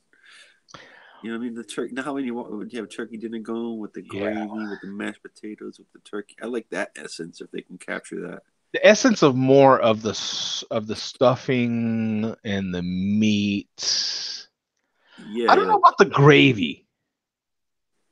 Right? Just your typical brown gravy from KFC. What does that even smell like? Well, gravy usually it's like the essence. It's like more meaty, right? It's like a meaty. Yeah, it's the drippings off of, you usually make gravy with the drippings. I'm trying to picture this in my mind. What does that even smell like? Well, you've had gravy from KFC, right? I have. And I'm trying to recall the smell of the gravy. I don't know. I can't remember the last time I opened the container of gravy and was like that's one thing I don't sniff. Like the potatoes from KFC. I don't sniff the potatoes from KFC. You just kind of open them and the lid drips all the condensation all over everything. You're like, this is disgusting. Like the meat cubes? Like how they have chicken cubes and the meat cubes? It almost smells like that. But diluted a little bit. That just didn't sell it. If you were a marketing person, you just didn't sell it. I was like, yeah, I give you the yes, but it doesn't sell. If I got one of those, I would just sell it because I know some asshole would buy it for $100. Well, you're gonna get this dumbass to buy at least one, because I'm like, oh really, KFC bacon? I mean, KFC gravy, yeah, I'll buy one. I'm that guy. You're gonna sell at least one. Is it worth burning? Because I know, just like you're wondering what it's gonna smell like. That's the whole point. Yeah, it is kind of the point. Yeah. But is it worth burning or selling? In my opinion. I am curious enough. Oh, here's another. I'm sorry. I guess I had 3 articles that were all KFC related that I feel like I have to show. Now, this one's slightly older, but I will show it because I guess for some people, for some, this might freak you out a little bit, but for others of us, it'll spark a little KFC chicken sandwich or maybe even Chick-fil-A chicken sandwich conversation, because what do you do with your chicken when you get it breaded like that, like extra crispy or original crispy? Haven't you always kind of wondered what a KFC skinwich would be like? Have you ever wondered that? Dude, I love this. I'm a chicken skin lover. So here you go. Here's their take on what they call, this isn't an official thing from KFC, but a KFC chicken skinwich. So if you were to be able to go to KFC and literally just get the skin in a sandwich, would that is that something they could sign you up for? Would you get a 2 for $5 deal on a skinwich? You know, I think they should go away from the skinwich sandwich and make skinwich like pieces so you can dip. The sandwich sandwich makes it like a little scary. It's creepy, isn't it? And they actually put bacon in it too. That's what cracks me up. The bottom of the picture actually has a piece of bacon in there. I'd rather have pieces of skin because, like, when you eat it off the chicken, like you peel off the skin and eat it. It's more of like a finger food to me. Yeah, I like to have a little piece so I can dip it in some sauce. It's kind of funny. All of these articles from KFC kind of cracked me up. Coach said, just looking at that sandwich, I have chicken skin. Exactly. Yeah. Just looking at the I am trying to find, here's the KFC gravy candle. I'm trying to see how much this thing, like, if you could buy it, what would it be? What would it cost to buy it? eBay definitely selling it. Yeah, someone's got to be selling this thing, right? Is what I'm getting at. So, KFC gravy, it smells like, so that's my recipes. Yeah, I don't want to make one. I want to buy it. And what does it cost is what I'm saying. Let me go to shopping here. Someone's got to be selling. Oh, remember that? We talked about that. The KFC fire log, here it is, $150. Wow. So if you want one of these KFC fire logs, which is the 11 herbs and spices on a fire log. Those were like 20 something bucks, I think, when they came out. Something like that. And then here you go, Krispy Kreme original glaze scented candle. $6.28. So you can get if you like Krispy Kreme glazed donuts enough, you can get a Krispy Kreme original glaze scented candle, a 3-ounce candle, for $6.28. Honestly, those logs, you're better off keeping one of those logs for like 10 years and then selling them. Oh, worth like $700, $800. If you could buy one of those logs, you're never burning it. That's a product you never. I would burn the candle before the log. Oh yeah, hell yeah. I would admit I have to. The log does more for you. See, here's your glazed scented candle. Have you had a Krispy Kreme before? Oh, please, yes. They go down like butter. When they're hot, yes. When they are hot, oh dear God. You eat a half a dozen and you're like, where am I? Oh, please. Are they? What happened? In nothing flat. The problem with Krispy Kreme is, for a lot of us, I lived in New Mexico when they were first, the first time I had them, that's where I had them. And I remember hearing all this hype from the minute they thought about opening their first location in Albuquerque. I remember hearing about all the hype behind it. And I was like, it's a damn donut. Who cares? You know what I'm saying? And all these people that had them, oh man, it's the best damn donut. Blah, blah, blah, blah, blah, blah, blah, blah, blah, blah. And probably a week or two after they first opened is when I happened to be right by it. And I happened to see the line was short. And so I was like, all right, screw it. I'm going to walk in there. And sure enough, the line got so short that I damn near walked in there and got a dozen. But what happened was, and it was a little chilly, not super cold, but just a little chilly. And the person walked out there with a tray of hot donuts. And was giving everybody one when they're standing in line. So I that was my first experience, and I was like, you crumbled in the line. I was like Elaine when Elaine had her first spoonful of the Soup Nazi soup. You remember how she kind of? Yeah, that was from George Costanza when she got denied. Yeah, I got it down. A lobster biscuit. That's when Kramer told her to go get soup, and He tried to like warn her how to get the sushi. So I was like that when I had my first. I was like, oh, okay, I get it. Oh, You know what I'm saying? yeah. It was amazing though. Now the problem after they had us hooked when they first launched this. I don't know. You don't call them restaurants, do you? They're just donut shops or something. So when they first launched, then they opened probably 3 or 4 of these things in Albuquerque at least. And then they shut down what felt like overnight.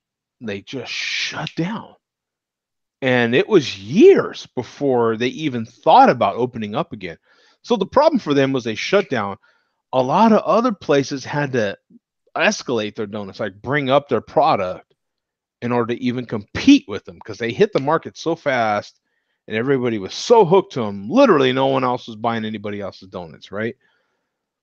Well, the minute they shut down, the other competition had jumped up to meet the quality of their donuts. And so the competition's donuts were actually pretty good and probably $2 to $3 less per dozen.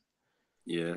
So Krispy Kreme shut down, at least in my areas that I've been in, and now Phoenix, I'm including in that conversation. Because by the time they started opening again, no one cared. Everyone was like, okay, I'm getting donuts over here now, and I don't really care about your donuts anymore. Yeah. And that's been the struggle with Krispy Kreme. Because here in Phoenix, now that I'm in Phoenix, Phoenix is a little mini LA. That's what a lot of people like to call it. They like to compare it to LA, like a mini LA. And LA has 2.5 million gazillion donut shops, man, for real. It's like I'm not going to go down the racial thing, but it's still like there's certain nationalities that seem prone to opening up donut shops is all I'm going to say. Like there's a ton of donut shops here. It's almost like to the point where Krispy Kremes are so good, but like when I eat a donut, I like to have like mass. I like to bite into a donut and know it's still there. Like when I eat a Krispy Kreme, like they're gone. Yeah. Like I have a bite and then it's gone. It almost seems like they don't last long. Mm-hmm. They are good though. Well, and that's the glaze I think you're talking about. My problem with the rest of their donut selection is they're just too sweet. I only eat the glaze. I can't eat that. Yeah, everything else is just blah. It's just too much. Way too sweet. Doesn't taste like much. It's just too sweet. Their hot chocolate is bomb, but other than that, their coffee's pretty good. But other than that, like everything else is too sweet. I don't even know where Krispy Kreme's is at here. To tell you the truth, I've got 2 different donut shops by me. One is my absolute fave. I go to that donut shop all the time. It's 2 miles from me, and they're fantastic. I can go there right now and get some donuts. I promise you, if you were here and I took you over to Sweet Cream Donuts, you'd be like, oh, I have to sit down. I mean, they're good. They don't have a huge selection of donuts, but the donuts they make are incredible. They're just really, really, really good, and they're fresh every time. How about a nice cinnamon roll? I used to have a place that used to be here, and they would make. They closed down. Now Maz Donuts. They were really good. They were like. What was the name? Maz Donuts. Oh, Mars. Okay, I thought you said no, like MAS, like a Maz. Oh, okay, yeah, because they have Lamars here. I thought you said Mars, but they have Lamars here, which are pretty good as well. But they were so good. They made it's the same kind of place. They made like probably 10, 15 kind of donuts, maybe 10 donuts. But everything they made was really good. But they closed down. That's unfortunate. Yeah, I love cinnamon rolls.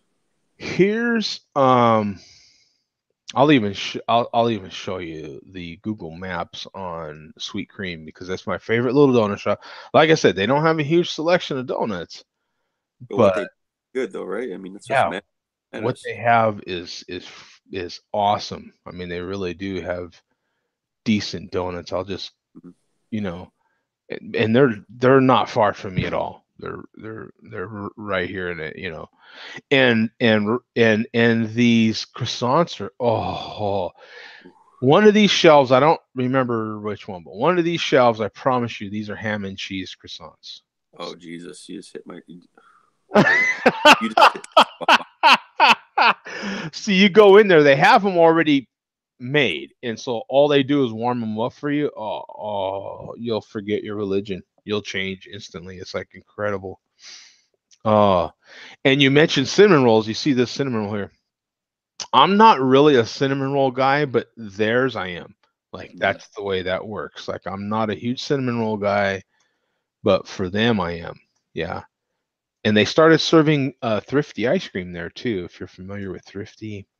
But that's all they have. They have these two I don't know what you call them, cabinets, displays of donuts. Yeah. That's all they have.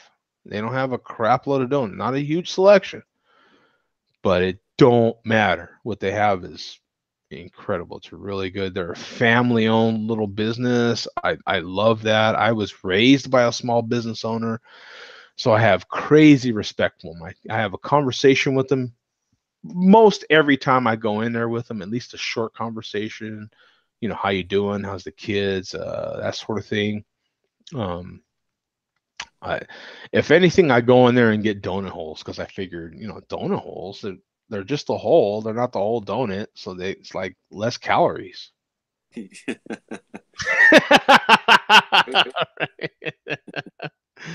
That's the way my mind works. It's like, oh, it's just a donut hole. So it's like, and then when you're on vacation, if you're on vacation, it's like getting a discount somewhere. It's like half off the calories, isn't it? Yeah. Yeah, I mean, each donut hole is like what you got to eat. What? How many donut holes are one donut? I don't know, but it's got to be a bunch. Like 7 or 8. Probably. Yeah, easy. I love how we're justifying. So it's like, yeah, way less calories, way less calories. And oh man, when you pop them donut holes in your mouth, they just like melt in there, baby. Just saying, yeah. Then you get that glazed gooiness all over yourself. Then you gotta lick it off your fingers, is what I'm saying. Oh, yeah, baby. Okay. Have you ever had a cinnamon? I'm sorry, I want to go, but that's one question. You ever had a linguiça roll? No. It's like a place, Sunrise Bakery around us. They make it's like a bun, it's like a roll, bread roll, and they pack a bunch of linguiça in it with cheese. What is linguiça? Like around here, the Portuguese, we have chouriço. It's like a spiced linguiça, a spiced like sausage. Oh, like a sausage? Yeah, so it's like spiced. So they break up all the linguiça, spiced sausage, and they put it in the roll, and they put the cheese inside of it, and they put it in the oven with the bread, and then it's so good. So it's like your version, like a Portuguese chorizo. Yeah, exactly. You know, it's not like chorizo, but I mean, it's you know, that's Mexican sausage, but this is Portuguese sausage. Pretty much. Yeah. Like around here, we got like people that make their own chorizo and stuff. Like just like in your area, we have people that make the empanadas and like different things. You know what I mean? Well, and there's very, very, very different chorizo over here too. So you depending on who and where you buy it from, you're going to get very different chorizo. Yeah, absolutely. Yeah. Okay, I get that. Yeah, sure. But talking about all this damn food gonna make me want to eat some, so I gotta get the hell out of here. We get a whole bacon pizza and annihilate the whole thing. You could get one of those 5 meats feasts from Little Caesars on a thin crust Little Caesars, and right now. And be doing all right. And you could actually, you don't even have to go get Little Caesars anymore. As long as you're willing to pay the $3, Uber Eats, baby. Little Caesars right to your place. You know what I'm saying? It's only $3. You know, almost every Uber Eats delivery I've had has been $3.25, something like that. Yeah. Yeah, it's not bad at all. Oh, are you kidding me? And you have some dude ring your doorbell. You open the door and he's like, "Here's food," and you're like, "Thank you, thank you." Your little kid on Christmas. Thank you. Oh, this is the best ever. I don't give a rip if it was. So I figure all in, I'm probably not quite $10 because I'm somewhere $3.25 to $3.50 for the delivery charge, and then I'm more than likely going to tip him $5. Dude, that is worth it for me to get off my ass, go to Little Caesars, order a 5-meat feast because they flipping almost never seem to have the pie I want hot and ready. I always have to wait. You know what I'm saying? I've never had Little Caesars. I have one like a mile and a half down the road too. You don't have Little Caesar? No, I do, but I've never had it. I have one a mile You've down the road. I've never had it. I've seen you talk about it. I and find you it smoke weed? on occasions, yes. Dude, don't let Herb Prophet know that, because you will be kicked out of the community. That'll be it. Like, no. Oh man, you got to be kidding me. Little Caesars is a staple. That's like admitting you've never had ramen, like top ramen, Oh, like the really good high quality 20-cent stuff. Like, Dude, you didn't get the cheap 15-cent stuff a packet. You went and you actually spent 20 cents or even a quarter for. Dude, I've gone so knee deep. I've made 4 packages and annihilated the whole thing. What I do is I boil the ramen and then I drain all the water and then I put the powder so it like makes it concentrated. Yeah. Because when you have too much broth, it takes away from the taste. I won't put too much. I don't like too much of the powder. Or I annihilate it. Depending on my mood, sometimes I like it a little watery and sometimes not so much, right? So that's a great thing. I'll take, but I put mine in the microwave these days. I don't like to wait that long. I put 2 packs in the microwave, put the water to the top of the ramen, and 6 minutes in the microwave, we're done, baby. Oh yeah. 6 minutes you want to be boiling. Yeah, 6 minutes in the microwave with those 2. Done, son. Done. Drain water to desired eating. Add however much of the packets you want, and you're done, son. Yeah. Sometimes I'll take it, drain it all the way, and then add the ramen to the frying pan and mix an egg in there. Oh yeah, baby. With some chopped green onion. Yeah, baby. And some bell pepper. Yeah, it's on, man. Just saying. Little garlic. Yeah. You don't even have to use their powder. You can get some like soy sauce in there, some egg. Oh yeah. Oh, you could go real crazy with it. Yeah, but I'm talking like we're in a hurry, man. You're like, yeah, I need to eat now. Yeah. So the microwave is your friend. I have all kinds of those little recipes, almost like jailhouse recipes, if you will, from being in the service. Because from being in the service is a lot like being in college. So you have an iron, you know what I'm saying, and you have your little field kit. The great thing about the service, as opposed to college, was you had an iron and 2 nightstands, and so you could put the nightstands together on your iron upside down, turn the iron up to medium to high, and you had a hot plate. Boom, there it is. And as long as you're willing to wait, but in the service they give you a field kit, so you've got a little frying pan, you've got all the utensils necessary. And we used to sit there and BS and have beers and make chimichangas with our frozen burritos and all sorts of stuff with them. We had all kinds of stuff down, man. It was great with your iron. And ramen was one of them, man. It took a little longer on your iron, of course, but hey, we had it down in service, man. Sounds like a good time.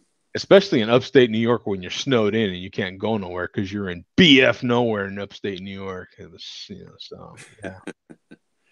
Anyway, man, we're out of here, brothers. You take care. Thanks to everybody that jumped in on the chat. And last Friday share a beer for a while, man. So I'm glad we got to do at least this was the 3rd one, wasn't it? I believe so, yeah.